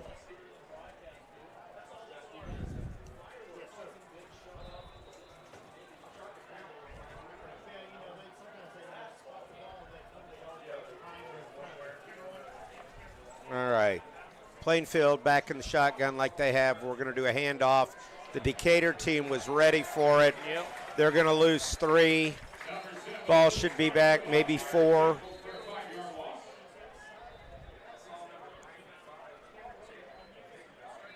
Looks like we have an injured Hawk on the field. Decatur's training staff is running on.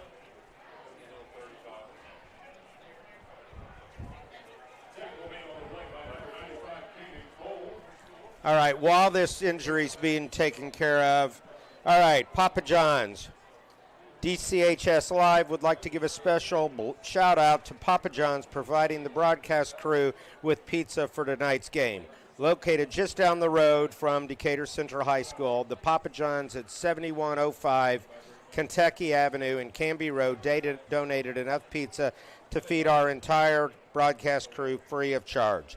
Their support helps foster student learning, valuable broadcast skills. If you would like to get some pizza for yourself, they ask us to mention a deal they have currently.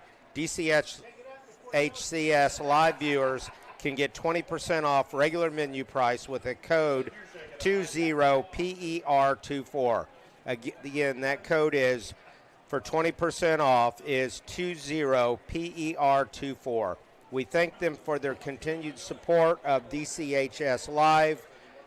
Pizza is really good tonight, filling, and I think everybody got their share of it. Mm-hmm. Yeah, pizza. Papa John's always done a really good job in helping us with that. So, and I mean, hey, really good pizza. I mean, it's definitely up there for. All right, the Decatur player has been helped to his feet. There's some players going over, I'm assuming, to help bring him off.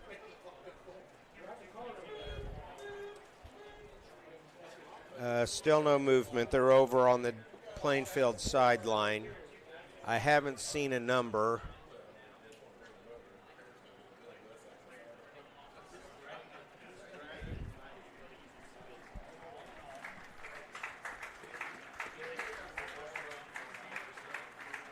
I cannot tell. Looks like, oh wow, that's very hard to see. Yeah, he's got his shirt pulled up. Number 95. 95, Anthony Torres. Maybe an ankle. They're being really careful with it. So they're bringing him off. When we return, that was a great play by the Decatur defense. Yes. We are 2nd and 14. Plainfield will have the ball at their own 34.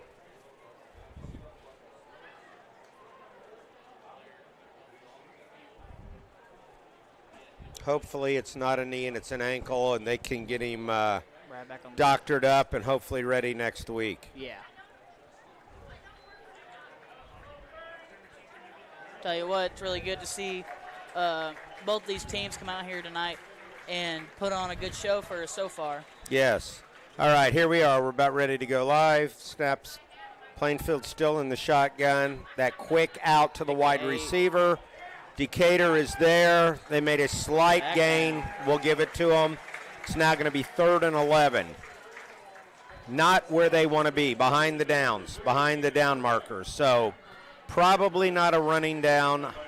They've gone for it on 4th down once, didn't get it on their own side. I don't know if they would be willing to do it again on 4th down.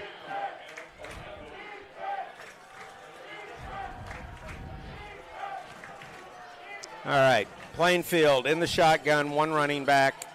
They have 2 wide receivers on each side, 1 man in motion. And fake the run. We are there.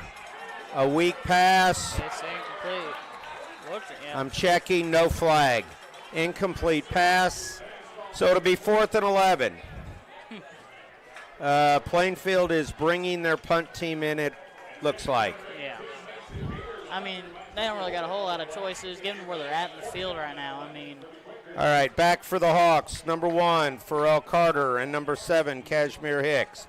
I hope they get a chance to get this ball clean with running forward where they can get some momentum.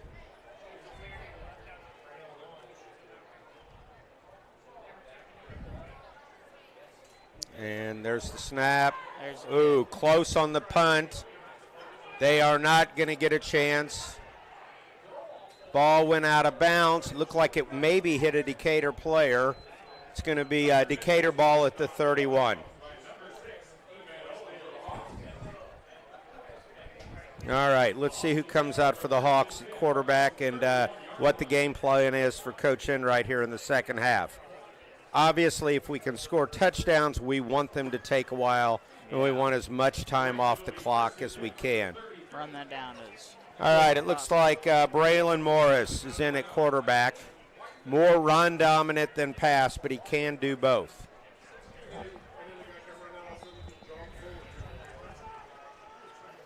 All right, Hawks kind of in a bunch set, one wide receiver. Braylon gets the direct snap, straight up the middle, and he is tackled. A touchdown-saving tackle at the 45-yard line by the Plainfield. What a great run. Really good play right there. I didn't think there was a hole there that big, and all of a sudden he took off out of there. Like a dart. Just gone. 32 yards on that play. Braylon back out to be the quarterback.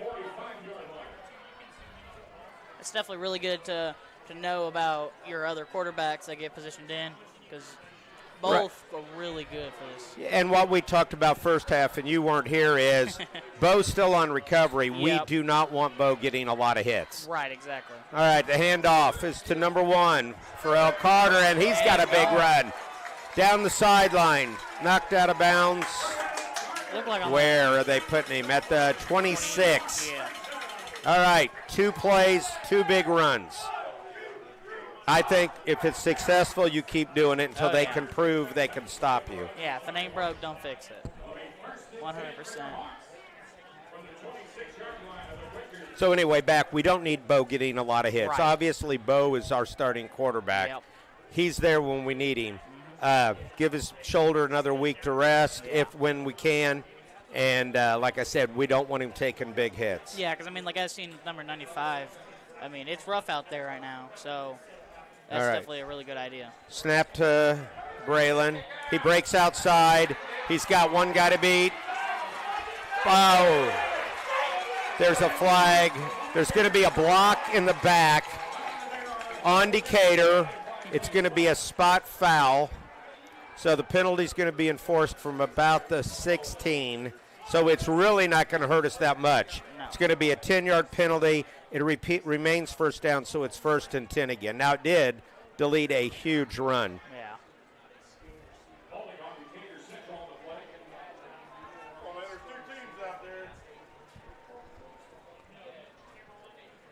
All right. So where are they? Looks like we're going to pick up a yard or 2. Bo going back in at quarterback. Okay.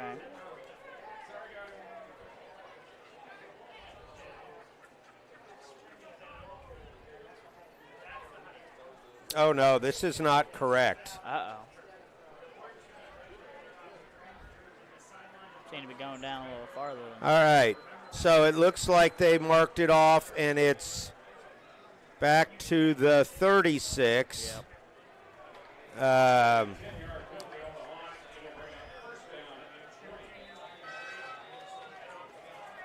Okay, we have 1st and 20. Yep. All right, tossed. He And spins. he's running. That's good. All right, so we got up to the 30. We're sitting at 2nd and 13. I obviously think if we can get this manageable, it's 4-down territory for the Hawks. Right.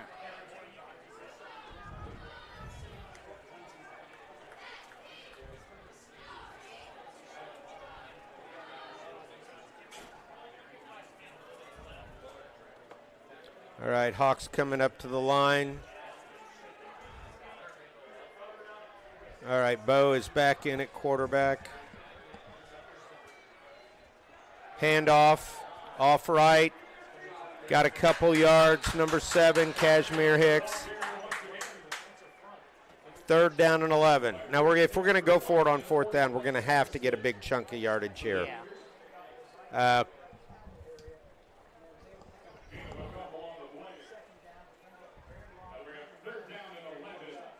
Okay, which is, with the running backs and wide receivers we have, this is manageable. Yeah, we just got to yes, give it Bo is. protection, or if it's a running play, we need to make sure we get those holes there for them. Yep.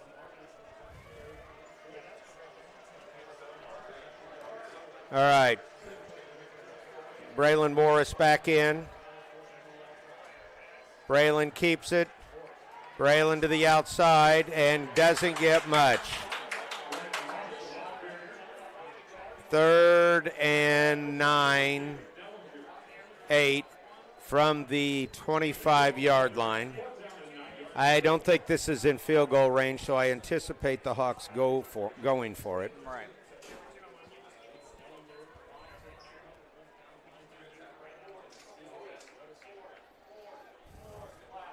Braylon Morris back in at quarterback.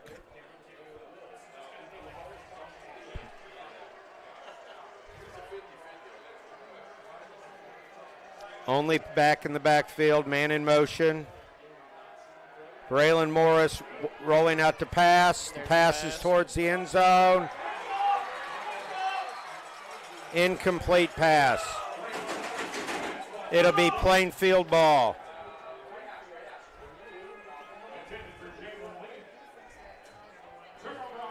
All right, 1st down for Plainfield at the 25-yard line.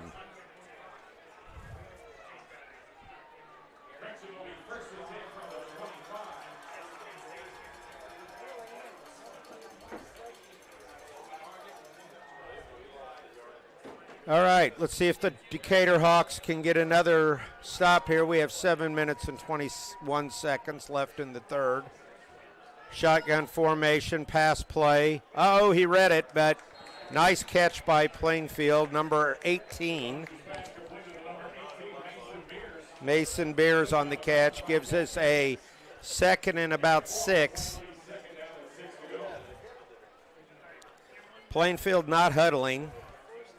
Whiteout staying out. They have 3 to the left, 1 to the right, 1 running back.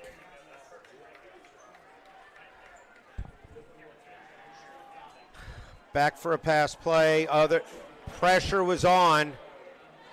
Pass is way out of bounds, incomplete. It is gone. Pressure looked like by number 50 for the Hawks. That's Michael White. Or was that 58 maybe? Michael Caruso. One of them. It's definitely one of them. All right. Plainfield stays in there, 3 to the left.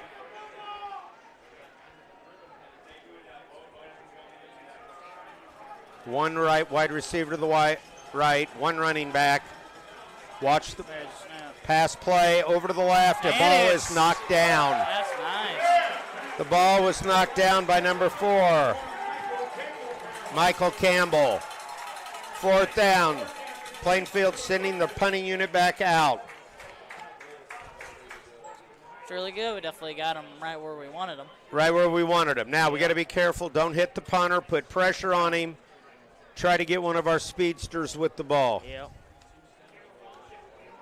Whatever gets us farther down the field or closer to the. Yeah.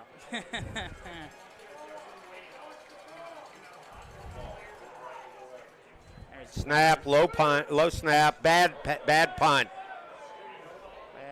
And they're going to let it roll.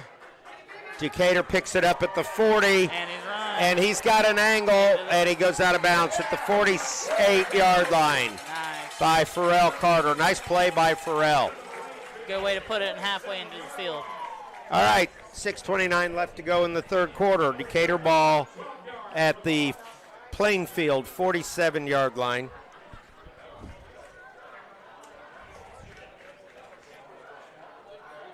All right. Team huddled up by Coach Enright. It looks like Bo's going out to quarterback.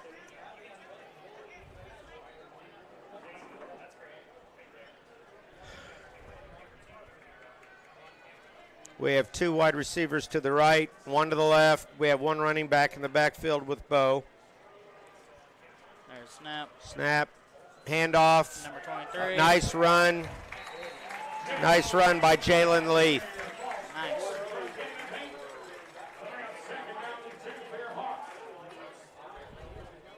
Second down and 2. Same All right, play. here we go. Bo's still in the game. I think this may be Bo's series. See what he can do. I heard a fan yelling, "Go line." We need the line to be solid. Yeah. They've got to have good line play on this drive. Yes, they do. A touchdown would be devastating for Plainfield. Bo keeps it. Not what we really want to have happen, but a nice gain. First down. Nice. We're going to lose a lineman. Number 77 lost his helmet. Tyler Cooper, he's going to have to come out for a play. Bo gets the first down to the 32. It'll be first down and 10 for the Hawks. Looks like out came number 70. I thought looked like it. Nehemiah hitting in Okay. to replace Cooper. He'll only need to be out 1 play Right. because his helmet came off. Well, maybe not, the ideal play, but I mean, in the end, we got a first down. We did get a so- first down. I just don't like seeing Bo get hit. True. That is true. Okay, we got a handoff. A good hole, spinning. Nice. Jalen Leith on the run. Looks like he picked up about 5. So 2nd and 5 for Decatur at their 27-yard line. Nice, slow, manageable drive, taking up time. Yeah. We need to end it with a touchdown and put Plainfield down 2 scores, hopefully going into the 4th quarter. Right.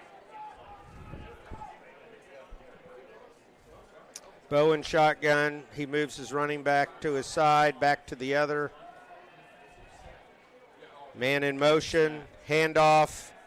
No, Bo keeps it. Nice run. Another first down by Bo Polson. Bo read the end, saw him crash and pulled the ball out and took it himself. Yep. Bo is putting this team on his shoulders right now. Definitely really good to have on our team. Like you had said earlier, it's both having him Yeah. and Braylon. Both of them Yeah. can do the running. All right, 1st and 10 for Decatur at the 13-yard line, it looks like. Now we have to be smart. No penalties. Fundamental football. Line's got to do their job. Jalen and Bo keeps it again. This time up the middle. Look, he's gashing him up the middle. He got 9 yards. Yeah. He's down on the line. That's And good. we have a Plainfield player down. So we're going to have an injury timeout. Looks like number 24. So with 3:57 in the 3rd quarter, it's still your Decatur Hawks 16, Plainfield 13. About 4 minutes left in the clock, yeah. All right, so this is a little break for the offensive line. Gives them a chance to regas, get some water in themselves. Yep. Some scores from around the area. We have Fishers up at halftime over Avon, 16-8. Greenwood is up over Perry, 28-14 in the 4th quarter. Whiteland is up 34-6 over Martinsville in the 3rd. Franklin is up over Mooresville, 21-10 in the 3rd. Okay. Decatur Central always likes to see that. Yeah. Franklin Central over Noblesville, 23-3. Good. The Plainfield player got up.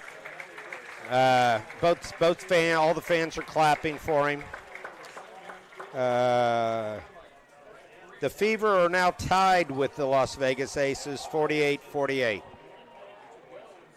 All right, we have 2nd and 1 at the 4-yard line for the Hawks. We've ran the ball, no need to pass, ran the ball right down the field. It would really be nice to get 6 here, put us up 9, and then go in for the extra points. All right, who is out there? Bo is out there.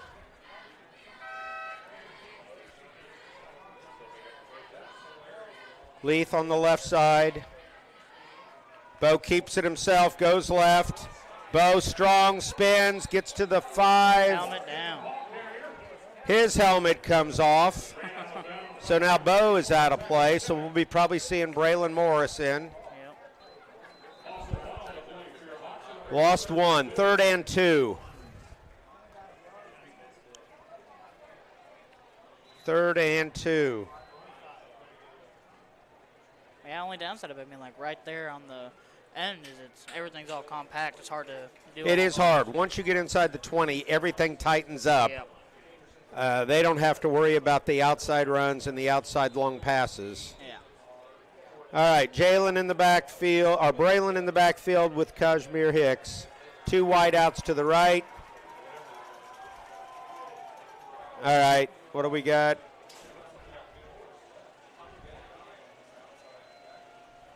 Run, and we have a That looks like it's good. touchdown. Yeah. The linesman. Touchdown, Decatur. Awesome. 22-13, Decatur.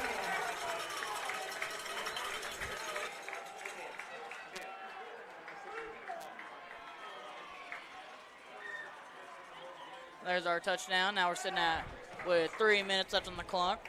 Here Do you see a T? Yes, I do see a T. Okay, cool. So here's our attempt for a field goal.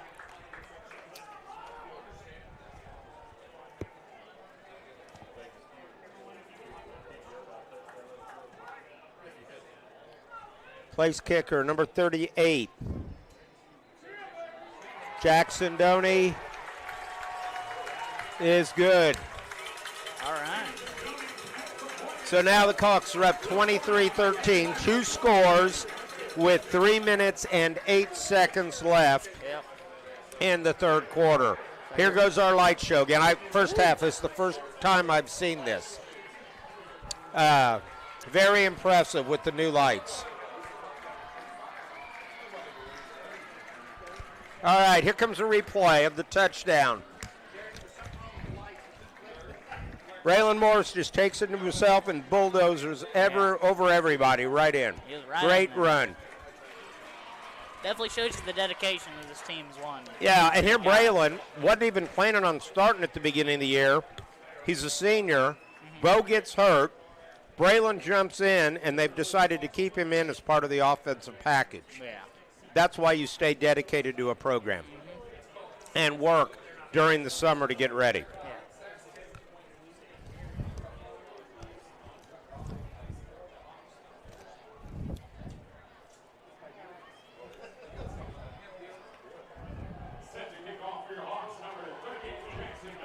All right. Doney back on for the Back to kick.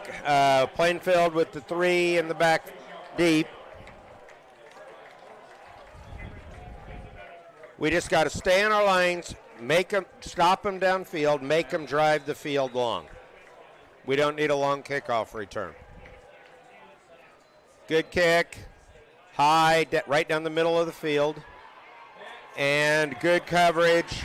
looks like it's down on, like 32? 32-yard line. Plainfield will take over.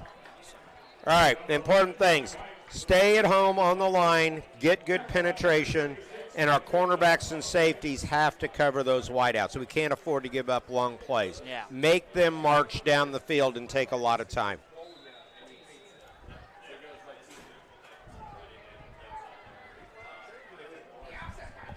Tell you, it's definitely a good thing of having points above them at the moment because, upon anything, Handoff. I'm kind of surprised. Good run, though, for Plainfield. Yeah. Who is that? Starnes, the running back, gets 5 yards on that. Nice run by Starnes. I think he was tackled by Braden, I think. I think so. All right. Still in shotgun. Now they have 2 running backs back there. Running play again. Yeah. It looks like it's going to be 3rd and 1. Right there. Wait a minute. What do we have?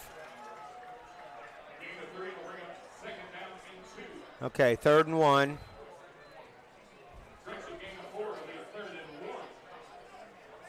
All right, running down again. I mean, they've been successful. Yeah. 2 runs for 9 yards. They only need 1. Does Decatur sell out and go after him in the backfield? Running play. Yeah, another run. There's the first down. Oh, we have a penalty flag. Hold on. Flag on the play. Where it is, I'm guessing it's offensive holding, but we'll wait and see.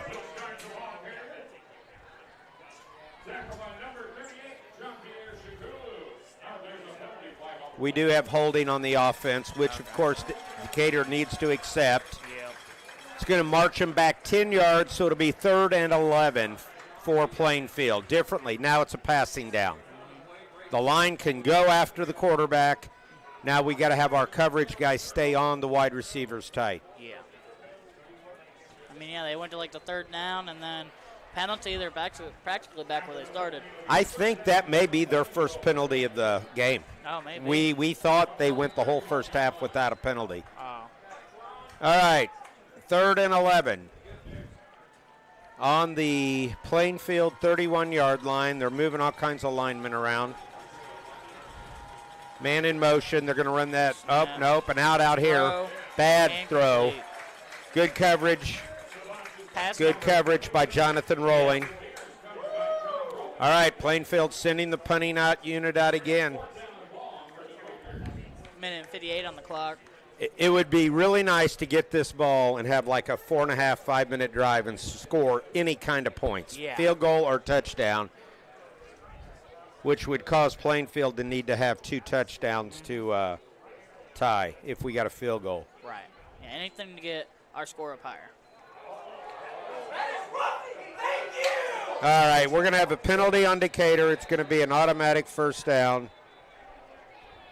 We're going to have roughing the punter. Yeah. We're going to have an injury timeout. Move. Automatic first down for Plainfield on that. Yeah, only downside about trying to get that is If you miss and hit the punter, it's a flag. Yeah, it's right. It's on us. It's not good. All right, so they are tending to the punter.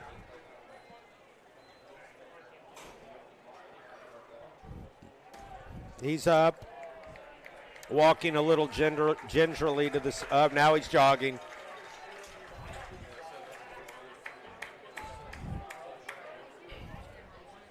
All right, so it's going to be 1st and 10 for Plainfield on the Plainfield 46-yard line. Plainfield in shotgun, 1 back in the backfield. They've been passing out of this a lot. Yeah, there's a run play. Run, and Decatur is waiting for it. He picks up maybe 2.5 yards there. Yeah, looks like it. 2 yards. We're going to call it 2nd and 8.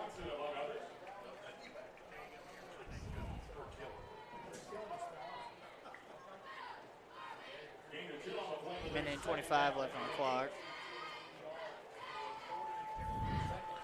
All right, Plainfield back in the shotgun still, 1 running back. We have twin receivers, 2 on each side. There's a snap. Quarterback keep and gets hit. It's going to be 3rd and 4, maybe 3rd and 4 from the Decatur 48-yard line. Great pull by the quarterback and go into the option there. Yep.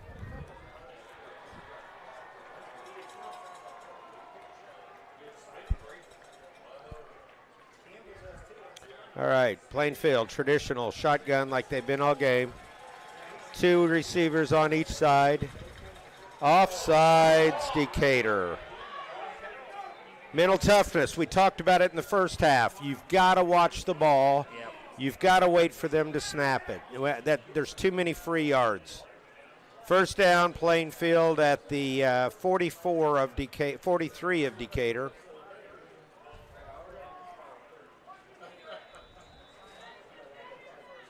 And it's the little It's the little slip-up. things. Yep. All right, we're under 30 seconds to go in the third quarter. Could be the last play of the third quarter. It's a pass. There's a throw. Incomplete. That'll stop the clock. I don't know who he was throwing to. I don't know either. All right, 2nd and 10. 18.5 seconds to go.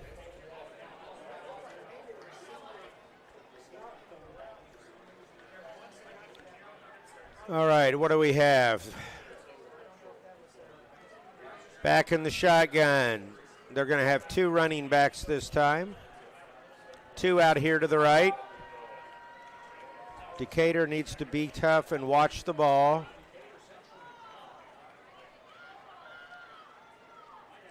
There's a snap. Handoff, and Decatur with a stop at the 38-yard line. Up, penalty flag. We're going to have to wait to see who it was after the whistle. It's going to be a personal foul or an unsportsmanlike conduct on one of the teams. These are these mental mistakes you cannot make. Yeah. 3rd down, you had them 3rd and 5. All it does is it just brings them closer to their own touchdown. Plainfield's starting to back up. It may be on them.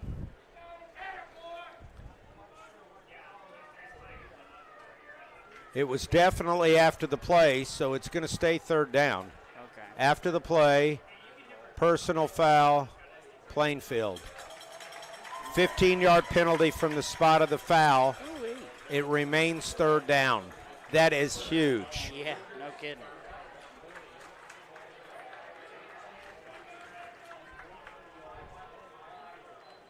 That is 3rd and 20. All right, we have to be mentally tough. No stupid penalties. Stay with your guy. They may run like a screen or a draw here because we're going to have we're going to the 4th quarter. Right. At the end of 3, it is Decatur Central 23, Plainfield 13.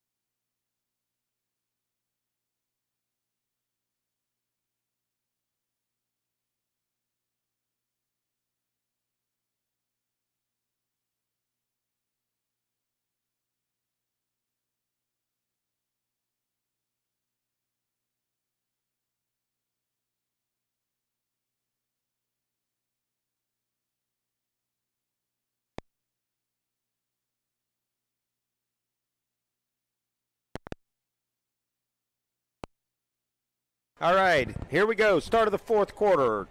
Decatur 23, Plainfield 13. Plainfield 3rd and 20 from their own 47-yard line. He's back to pass. We got pressure. He's coming out of it. He slides, maybe gains a yard or 2. Maybe a yard, I don't know. Maybe nothing. Maybe not, I don't know. Plainfield's doesn't matter. Plainfield's sending the punt unit on. The clock continues to run. The clock is our friend now. It is that 12th player for us. Yep. We're going to do whatever we can to run that down. Okay, we do not need to block this punt. As exciting as that is for players, we just need to put pressure on him and get a good, safe return here. Yeah. Oh, he bobbled it. And we get a sack out of it. The sack by number 1. Look like number 9. 9. Oh, Michael Campbell with the sack. Decatur will take over at Plainfield's 37-yard line. 1st and 10. That is amazing. You don't have to block the punch. You just got to stay in your lanes. and not let them get outside. Who's coming out? We have Bo coming out again. All right. Here we go. 1st and 10, Decatur at the 37 of Plainfield. Looks like Jalen Leith in the backfield. Moves over to the right. Man in motion. It's a pass play. Throw. Number 10. No, incomplete pass. Yeah. Incomplete pass. 2nd and 10. It was a good idea. It just. Pass intended for number 10, Carson Eisen. Yep. All right, 2nd and 10. We need the clock running. That was worth taking the shot. Now let's get back to our running game and ground out some yards and some time on the clock.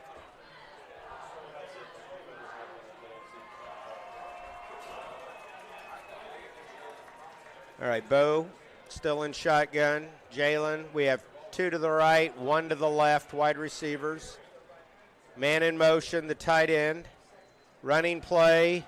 Oh, what a hole. And he's gone. What a hole. Good run. Good. Jalen Leith for about 12 yards. First down for your Hawks. At the 25-yard line, they'll get that ball set. The clock has started. 10:53 and counting. Tell you what, those running plays, they help out a whole ton. That's what we need. Plainfield cannot stop the run. We stop ourselves by doing the penalties and things like that. Stay in front of it. Let's run until they force us to pass. Man in motion. Oh, Braylon down the Morris middle. on the run. He came in. Gain of about 7 maybe. Down to the 17-yard line. 2nd and 3 here for your Hawks. The clock still continues to run. Hawks up 10. Touchdown here is really going to put a lot of pressure on Plainfield. Yes. It'll make it a 3-score lead.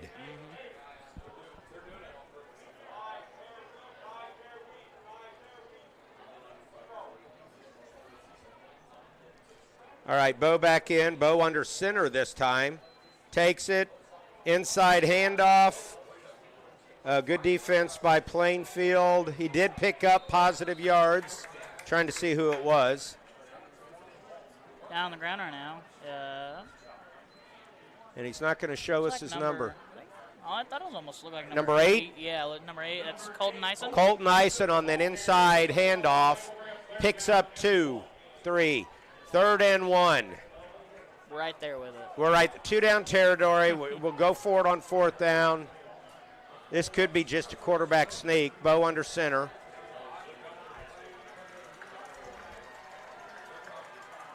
Nope, he's going to hand it off to, oh, he's got the outside corner. He is forced out at the 3-yard line. Number 7, Kashmir Hicks. Nice run by Hicks. The only bad thing here is the clock stops, but we have 1st and goal at the 3-yard line. Right there with it. All right, we're running a hurry up here. Back under center. Back to Kashmir. Oh, Plainfield's waiting on it. Oh, Kashmir broke it. And he is going to lose a few yards. Oh, we have penalty flags. Back on the play. We have penalty flags. Let's wait. We have, it looks like, well, are they going to?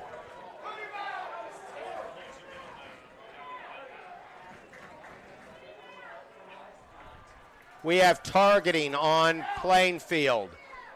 Targeting on Plainfield. It'll be half the distance to the goal. 1st down.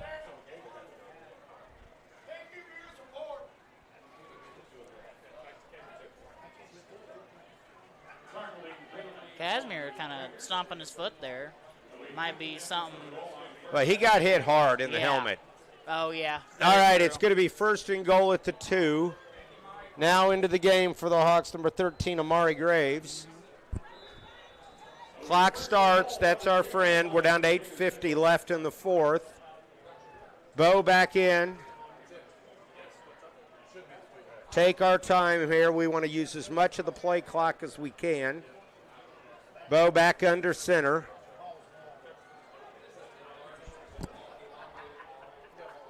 Michael Campbell and Pharrell Carter in the backfield. Hand off to Pharrell. Ball came out. Touchdown. Awesome. Touchdown, Hawks. Ball is recovered by number 4, Michael Campbell. Touchdown, Hawks. That is going to put Plainfield under a lot of pressure. Huge disadvantage right now. A lot of pressure. They're going to have to score 3 times now. Yep. Do we have a kicking tee or are we going for 2 here? I haven't seen anything yet. Looks like we're going for 2. We're up 29-13. We're up 16. We're still up 2 scores. 2 8-point scores. We get this, it'll be a 3-score lead with 8:21 left in the fourth quarter. Oh, 2 points right there. 31-13 Hawks with 8:21 left in the fourth quarter. We have a penalty flag after the play. Okay, even though we're up big, I hope that's not we have to keep our mental toughness here. Yeah.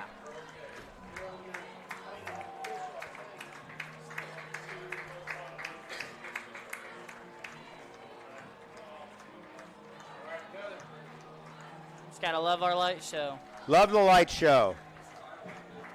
I can't see what the penalty is.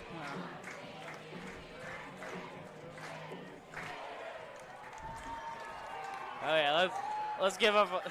Let's give up our light Unsportsmanlike on Decatur. So we're going to be kicking off 15 yards back. So we'll be kicking off from the 25-yard line. That's could give Plainfield a big advantage. Yeah. I mean, nonetheless, though, we're still up 3 scores with 8:21 left. Yeah. Scores from around the mid-state and area. Greenwood is up 35-20 on Perry. Whiteland 41-6 on Martinsville. Fisher still 16-8 on Avon. Franklin 21, Mooresville 10. Fever down 4 in the fourth quarter. All right, so we are kicking off from the 25. Definitely going to change field position here. Defense is going to have to stiffen up and at least slow them down scoring. We don't need a fast score. Yeah.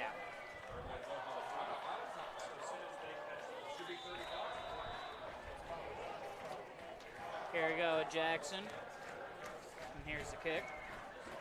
Kicks it to the right side. Number 11 with the ball. Ty White, he is hit by a bunch of Decatur players at the 42, 43-yard line where Plainfield will take over. All right, 1st and 10. Plainfield has to score here, some kind of point. Yeah. If they don't score here, this game is over. Plainfield's going to have to score something. Yeah. I mean, time that they have right now and the score that we're sitting at, it's they got to give it their all. All right, Plainfield in shotgun, 2 running backs, 2 wide receivers to the right, 1 to the left. Decatur's got to watch the ball. We don't need the silly penalties. There's the quick out. Tackled immediately. Clock still runs. Number 15, Kogo and Vanderbush made with the catch. They gain 4. 2nd and 6. Decatur, tackle them inbounds. That's the important thing. Tackle them inbounds so the clock remains running. The clock is still our 12th man out there. Back to pass. Oh! Should have been picked off by number 2, Braylon Morris. He was going to the house if he caught that. Good defense, though. Braylon read that perfectly. Cut inside on the wide receiver.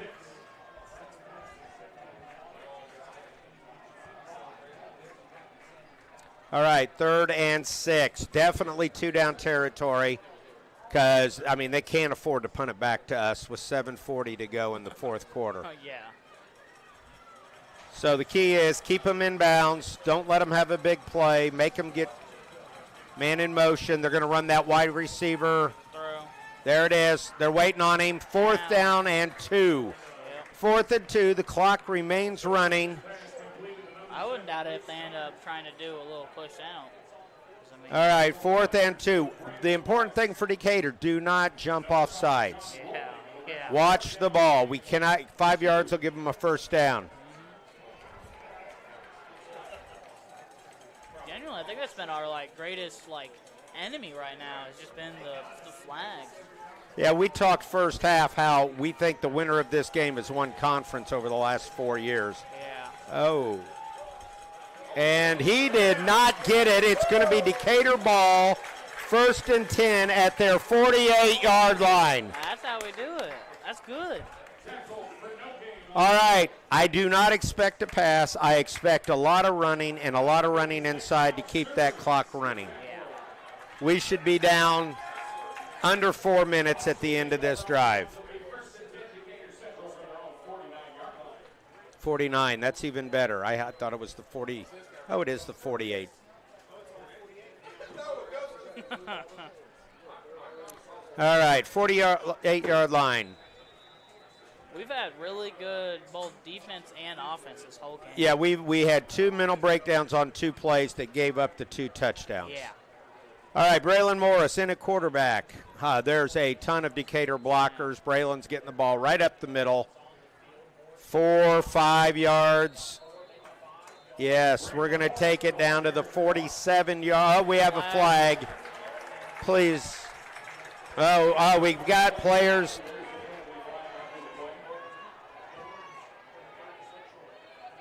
All right, let's separate. Let's let the refs.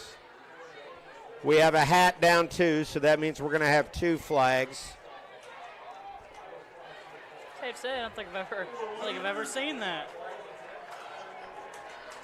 All right, let them. They're going to. Coach Enright's out there talking to the officials, probably saying, "Hey, protect our players. We don't need anybody getting hurt this late in the season." All right, what are we going to have here? They're still discussing. Here comes the white hat to give us his decision. The crowd's been very out there tonight. Personal foul, Decatur. Dead ball. All right, so they're going to move it back 15 yards from the end of the play. It'll still be 2nd down. Now, if we can get a first down, this does not hurt us. Because, I mean, the clock is the clock is our person now. Yes. As long as we have the ball, Plainfield cannot score points. I don't know why they're moving the down sticks. They stay where they are. All right, so we're going to have 2nd, and it looks like 20. All right. I still would not anticipate a pass play. There is no reason to pass. We are up 18, which is 3 scores. Run the ball, run the ball, run the ball. Yeah. Any way to run that clock down. Yes. So we have 6:23, and it's moving.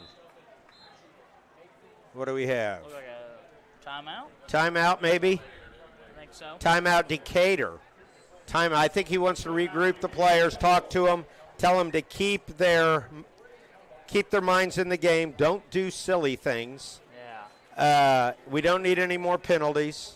Even if we have to punt the ball, I'd rather punt it from here than further back. Yep. Just hand off, do your job, and let's go home with the victory. Can't be starting no fights. Can't be. Yeah, I mean, you get a fight, you're out next week against, who do we have? Greenwood next week. Right. Tell you what, I think this is the most rowdy well, it was homecoming. True, yeah. And they knew this was going to be a big game. Right. I mean, anybody can beat anybody on any night, but Decatur's schedule definitely gets easier after tonight. Yeah. Well, we just got to see. See if we can get 20 yards in 2 plays. If we can't, punt it deep and put the defense back out there again. I'd be interested to see how many yards they have in offense the second half. I don't think it's that many. All right, we've got 2nd down and 20 from the 38. Okay, we are going to throw the screen pass. All right, we get about 4 yards out of it, which is fine. The clock continues to run. Still ticking. At some point, Plainfield's going to have to decide when they're going to use their timeouts. 3rd and 15. And the clock continues to run, which is great. Bo back as quarterback. Kind of surprised by the pass, but it was a safe pass. Yeah. One that we thought we'd get a completion. Even if we got tackled right away, the clock would continue to run. I wouldn't see, maybe the same thing again. Screenplay. Oh, blitz. That is not what we needed. That is not what we needed. All right, touchdown by Plainfield, 31-19. 31-19.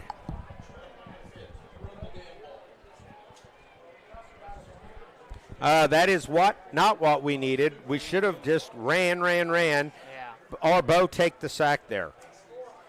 Didn't need that pass. All right, Plainfield is going to kick. That'll put them down 11. Still 2 scores. Still 2 scores. Timeout, Plainfield. They're using one of their 2 timeouts. So they must determine this must be a pretty important extra point here. Yeah. It's either going to put them down 11 or 10. 11, it's going to take a touchdown, a 2-point extra point, and a field goal. If they go for 2 and get it, it puts them down 10, which is just a touchdown, 1-point extra point, and a field goal. Either way, Decatur is still up 2. I look for an onside kick since they only have 2 timeouts after this extra point.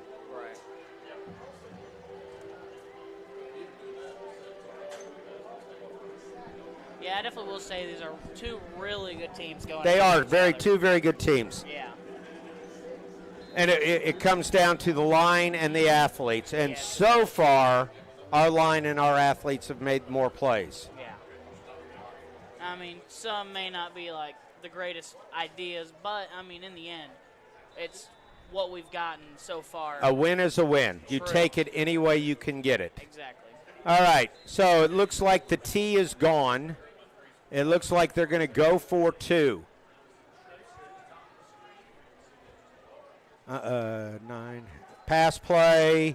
Intercepted. And that's it. It's a dead ball. Oh, that should be, he can't hit him. It's a dead ball. All right, so the Hawks are up 12, 31-19. 2 touchdowns. You are not, in high school football, you are not allowed to run an extra point back for points. College and pro ball you can. High school, once the turnover is recovered by the defense, the play is dead. All right, so Plainfield's going to be kicking off. I anticipate an onside kick. I don't know. But they're going to have to score 2 touchdowns in 5 minutes and 29 seconds.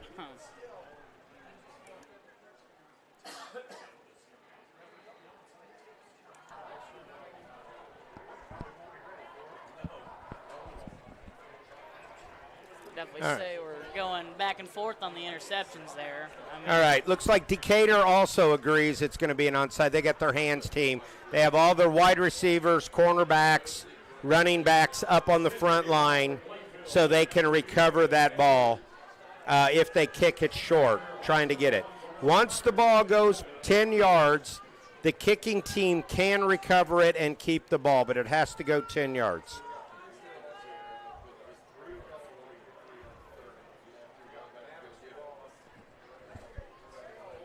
So Decatur has 7 players within 10 yards of the 50-yard line. We still have 4 back, but it's all wide receivers, running backs, cornerbacks, and we'll see what Plainfield does. And there's the whistle.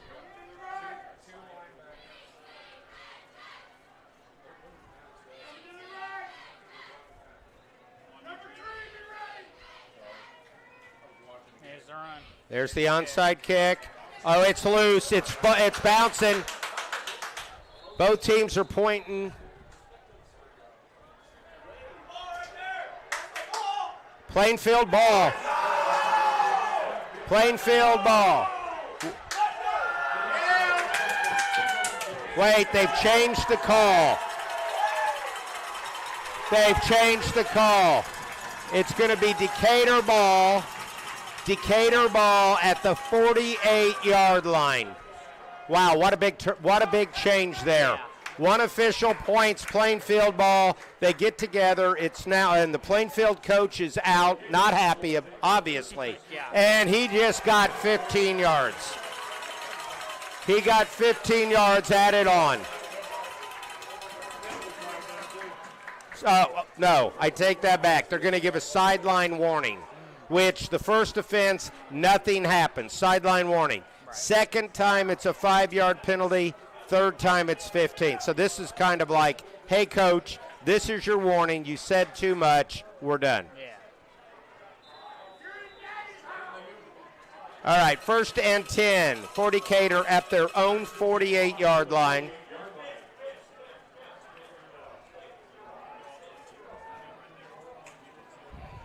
Definitely a really quick change of events that happened rapid. Yes. Keep the ball on the ground. I don't care if they tackle us for loss. That is fine. The clock's running. 2nd and, Flag on the play. 2nd and 10, a penalty. This is starting to get really chippy. Yeah. Both teams really need to control their players. What do we have? Dead ball, personal foul, Plainfield. 15 yards will be added on. That'll be an automatic first down. So that'll take the ball down to like the 37-yard line for Decatur. 1st and 10, 5 minutes and 18 seconds left to go in the game, and Plainfield needs 2 touchdowns.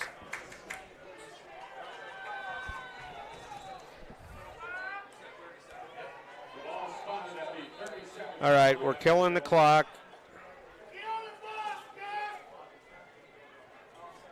Definitely not like expected at all, but I mean, either we run down time or we just gain an extra 6 points. Anything. I don't even care if we score anymore. I just Yeah. want time to go off the clock. Yeah. All right, they're going to put 40 seconds back on the play clock. They should start it when the ball is set. And the clock is started. And if I were Decatur, I would not hike it. Well, they're going to, it looks like.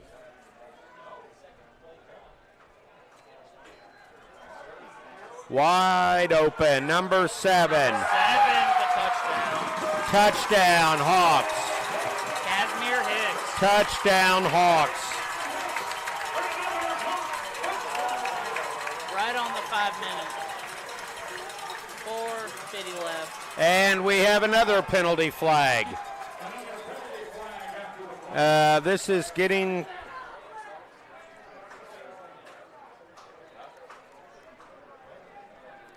All right, so the touchdown counts.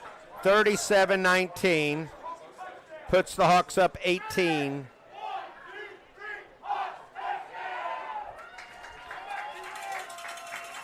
What do we have?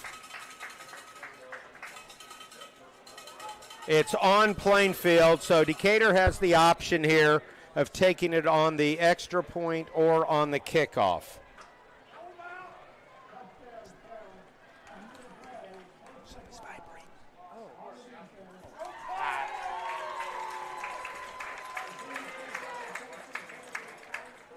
They're going to enforce it from the kickoff, which allows the Hawks to kick it off from Plainfield's 45. All right, extra point. Jackson Dunnick in to kick the extra point, which will put us up 19 with 5 minutes to go in the fourth quarter.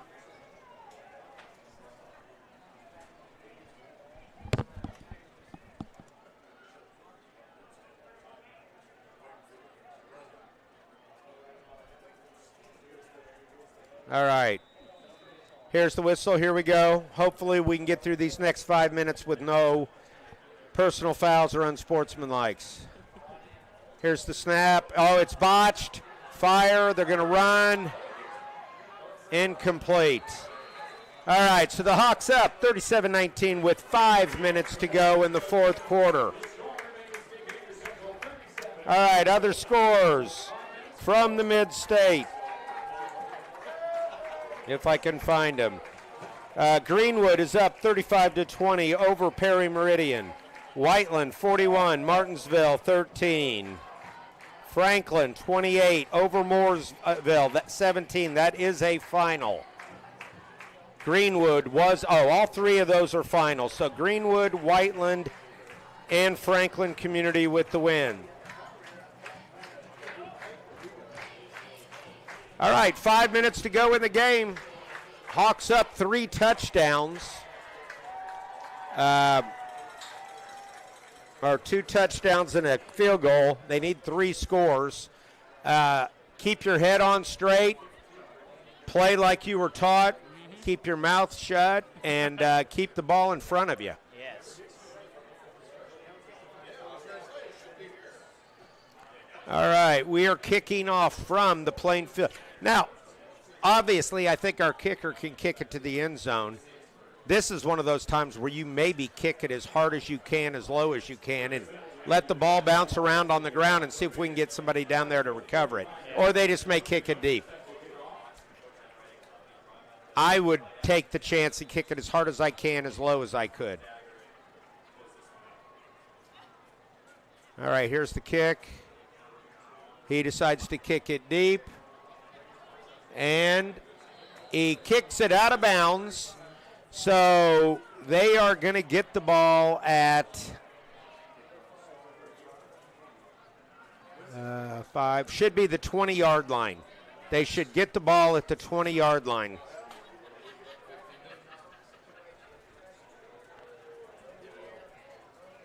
Twenty-yard line. Plainfield ball.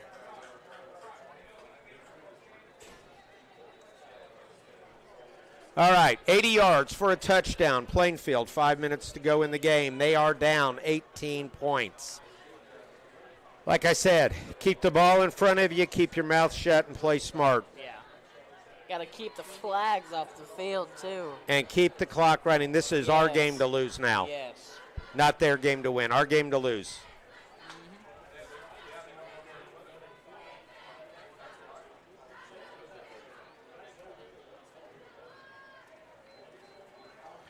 I don't know what the problem is. Plainfield's coach is over talking. He may want them to back it up 5 and re-kick it. That is an option. So they're explaining it. I guess they're leaving it at the 20. No. Everybody's running off the field. They're going to back it up to the 50. 5-yard penalty for kicking out of bounds, and they're going to re-kick the ball.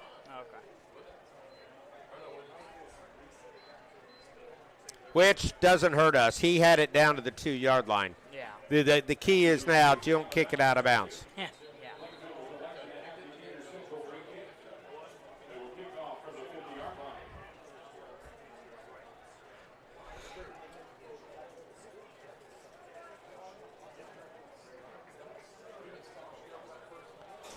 All right. Decatur's kicking team back on the field.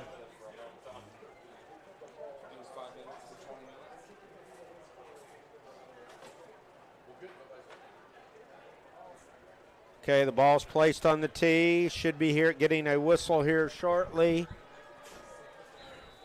There's the whistle. Ison back to kick again. He kicks. We have offsides on Decatur.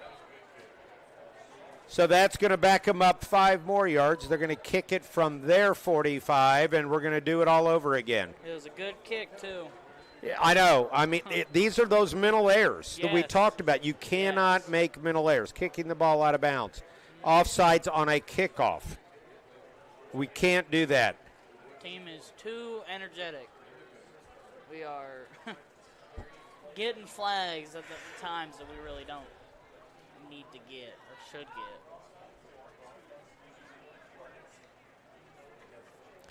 All right. They're throwing the ball back in. We're going to back it up. Third time's a charm. Back it up 5. Here we go from our own 45.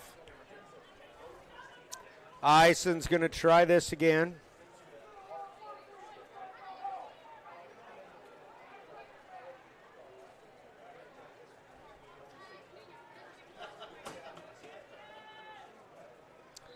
All right, Ison back the kick. There's the whistle.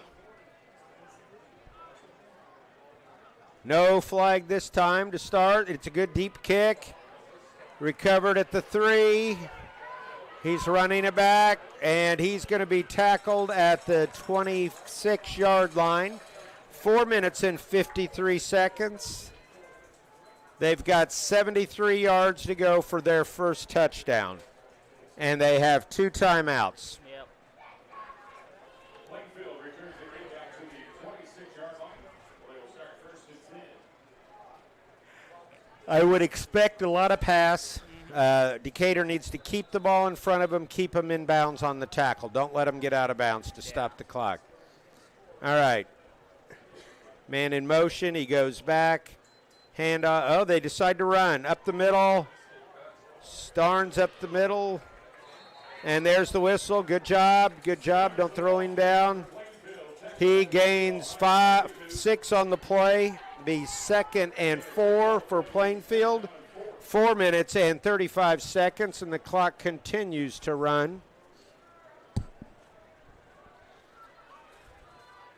That's fine. Let them get 5 or 6 yards every time, and they may get a touchdown, and we come out of here with the win. Okay, pass, keep him in bounds. Looks like he's like, It's going to be a first down to stop the clock, which is fine. yeah. First down at the 37-yard line. He is in bounds. There goes the clock. Yep. They have 2 timeouts left. They're going to have to decide when is the best time to use them. Yeah. 4 minutes left. And count. So, I mean, they're going to have to start taking deep passes here. They can't afford to do 5 or 6 at a time.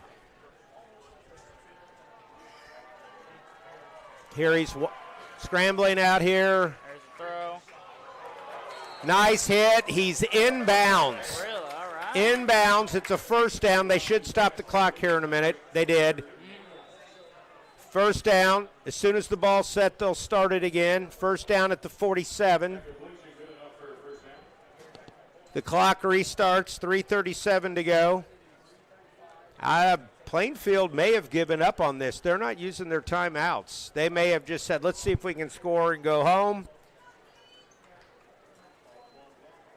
All right, keep the ball up. He went out of bounds. Clock will stop. Should be a yard short. 2 yards short. Nice spot by the official. 2nd and 2 at the 45 of Decatur. Clock will start on the snap.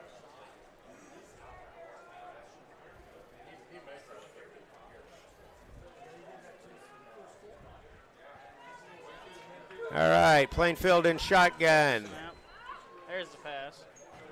Still tackle him in bounds. Yep. Don't do beat. All right, first down. Set the ball. Clock will start as soon as the ball is set. Ball is set. Clock is started. 3 minutes and 12 seconds to go. 1st and 10. Plainfield on the Hawk 36-yard line. Let them get 5-6 yards every time. We can do that. They're going to run out of time if they keep that up. There's that wide receiver screen. Ball is inbounds. Yes. Keep the clock running. We'll take that. Second down and 7, maybe 3. Second and 3 for Plainfield. Ball was inbounds. Clock continues to run. 2 minutes. Plainfield is not calling their timeouts. Yeah, I don't know why it's. They may have conceded that it's over. Right. Or wait to see if they can get a score here. I don't know. Back to pass. It's up there. It is. We have 2 flags. 2 flags. I think there's 1 on each team. It's going to be offsetting penalties, I'm sure. Right. 3 on the play, actually. But they will be offsetting. I think it's the most amount of flags I've seen thrown out in a minute. All right, here we go with the explanation. Personal foul, roughing the passer on Decatur. We have pass interference on Decatur. Oh, we got both of them. Oh, wow. Illegal shift on Plainfield. They all offset. We're going to replay second down. Okay. Replay second down. All right, so we have 2 minutes and 18 seconds left. Plainfield down 18. Second and 3 at the 29-yard line of Decatur.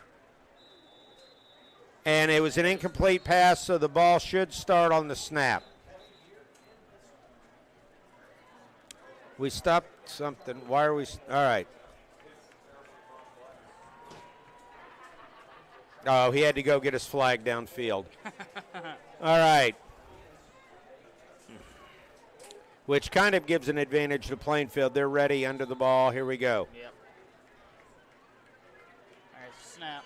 Out for the pass. Oh, he's going for the end zone. Nothing there. Incomplete pass.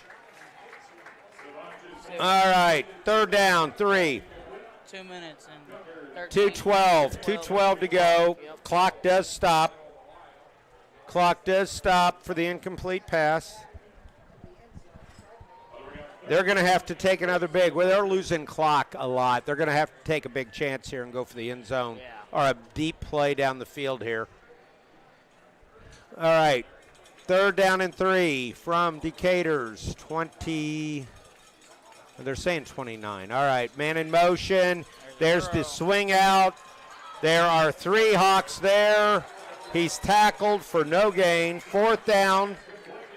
Fourth down and 3 from the 30. Alex Serber on the tackle. All right, fourth down. The clock still continues to run. 1:50 to go. All right, we are 1:40 away from giving Plainfield their first loss in conference play.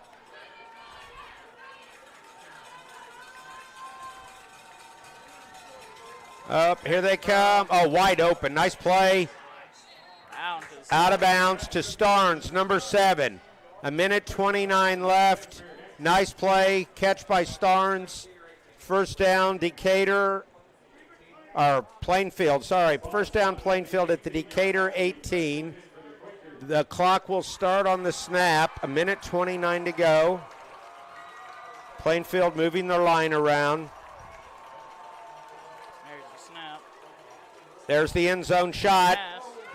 Nice play by the Hawks. Number 1, Pharrell Carter. Nice defense.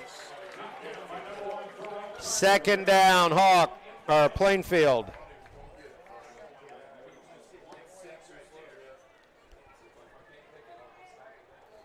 All right. They got to keep taking chunks to the end zone here. Clock stopped, waiting on the snap. Quarterback in shotgun, 2 running backs. There's the snap. Pressure being put on. Oh! Little throw. Incomplete. Incomplete pass. Pass broken up by number 7, Kashmir Hicks. Stop us at 1:15. 1:15 to go. Third down and 10. Fans and players starting to anticipate a victory here. Timeout Plainfield, which I don't understand because the clock stopped on an incomplete pass. They wasted, in my opinion, 2 timeouts, one on the extra point and one here where the clock stopped. So Hawks holding them 3rd and 10. A minute and 15 left to go in the game.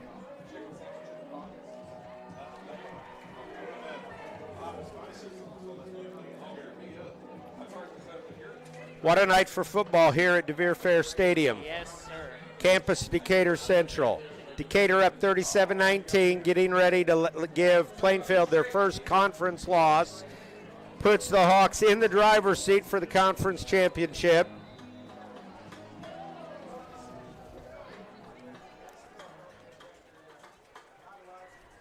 All right, Plainfield and Decatur both coming on the field. Plainfield in shotgun. 3 wide receivers set out to the right, 1 to the left, 1 running back. Man in motion. There's a snap. And they fake the handoff. The ball is deflected by Hawks. Number 4, Michael Campbell. 4th and 10 for the Plainfield Quakers at the 1:11-minute mark. 1 minute and 11 seconds. Puts him down, 4th down. I mean, they got to get at least 10 yards or the game's over. Yeah. Got to have at least. Decatur just needs to knock the pass down. You don't need the interception. You don't keep the ball in front of you. You can knock them out of bounds even as long as it's short of 10. Yeah. Back. We got a whistle.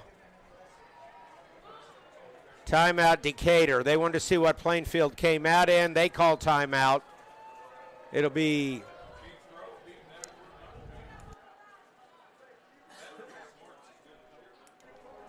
all right. Timeout Decatur. Each team has 1 timeout left.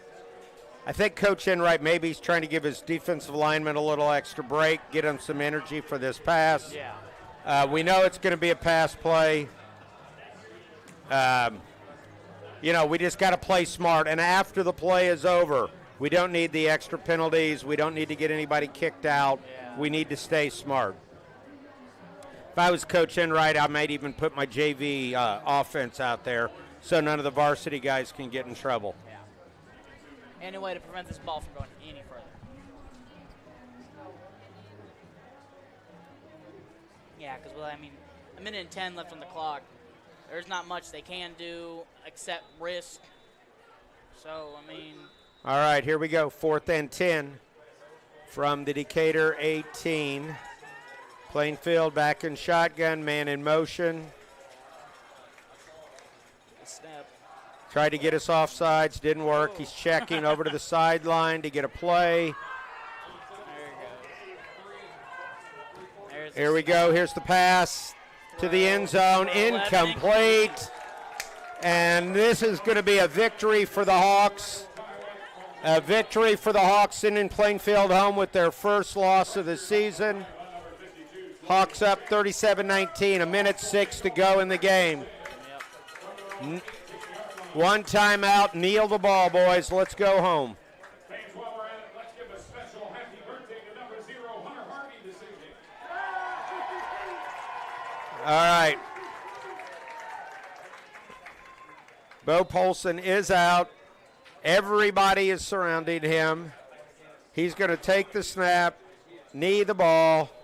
Clock will continue to run. We're going to have to do that one more time. Hawks are going to walk out of here with a 37-19 victory. Good win. Keeping us undefeated in conference play, handing Plainfield their first loss. Yep. This leaves Decatur in the driver's seat for the conference championship. Was a really good play against both teams. But, in the end, Decatur came out on top. So, that's really This should good. be the final play. Bo gets the snap, kneels. Yep. Teams are lining up on the 50. And this will be a wrap here from DeVere Fair Stadium. We have 25 seconds left. Hawks up 37-19. Teams are crossing the field to shake hands. Stay smart. For all the fans out there listening, I hope you enjoyed the broadcast. See you again next time. You guys have a good rest of your day.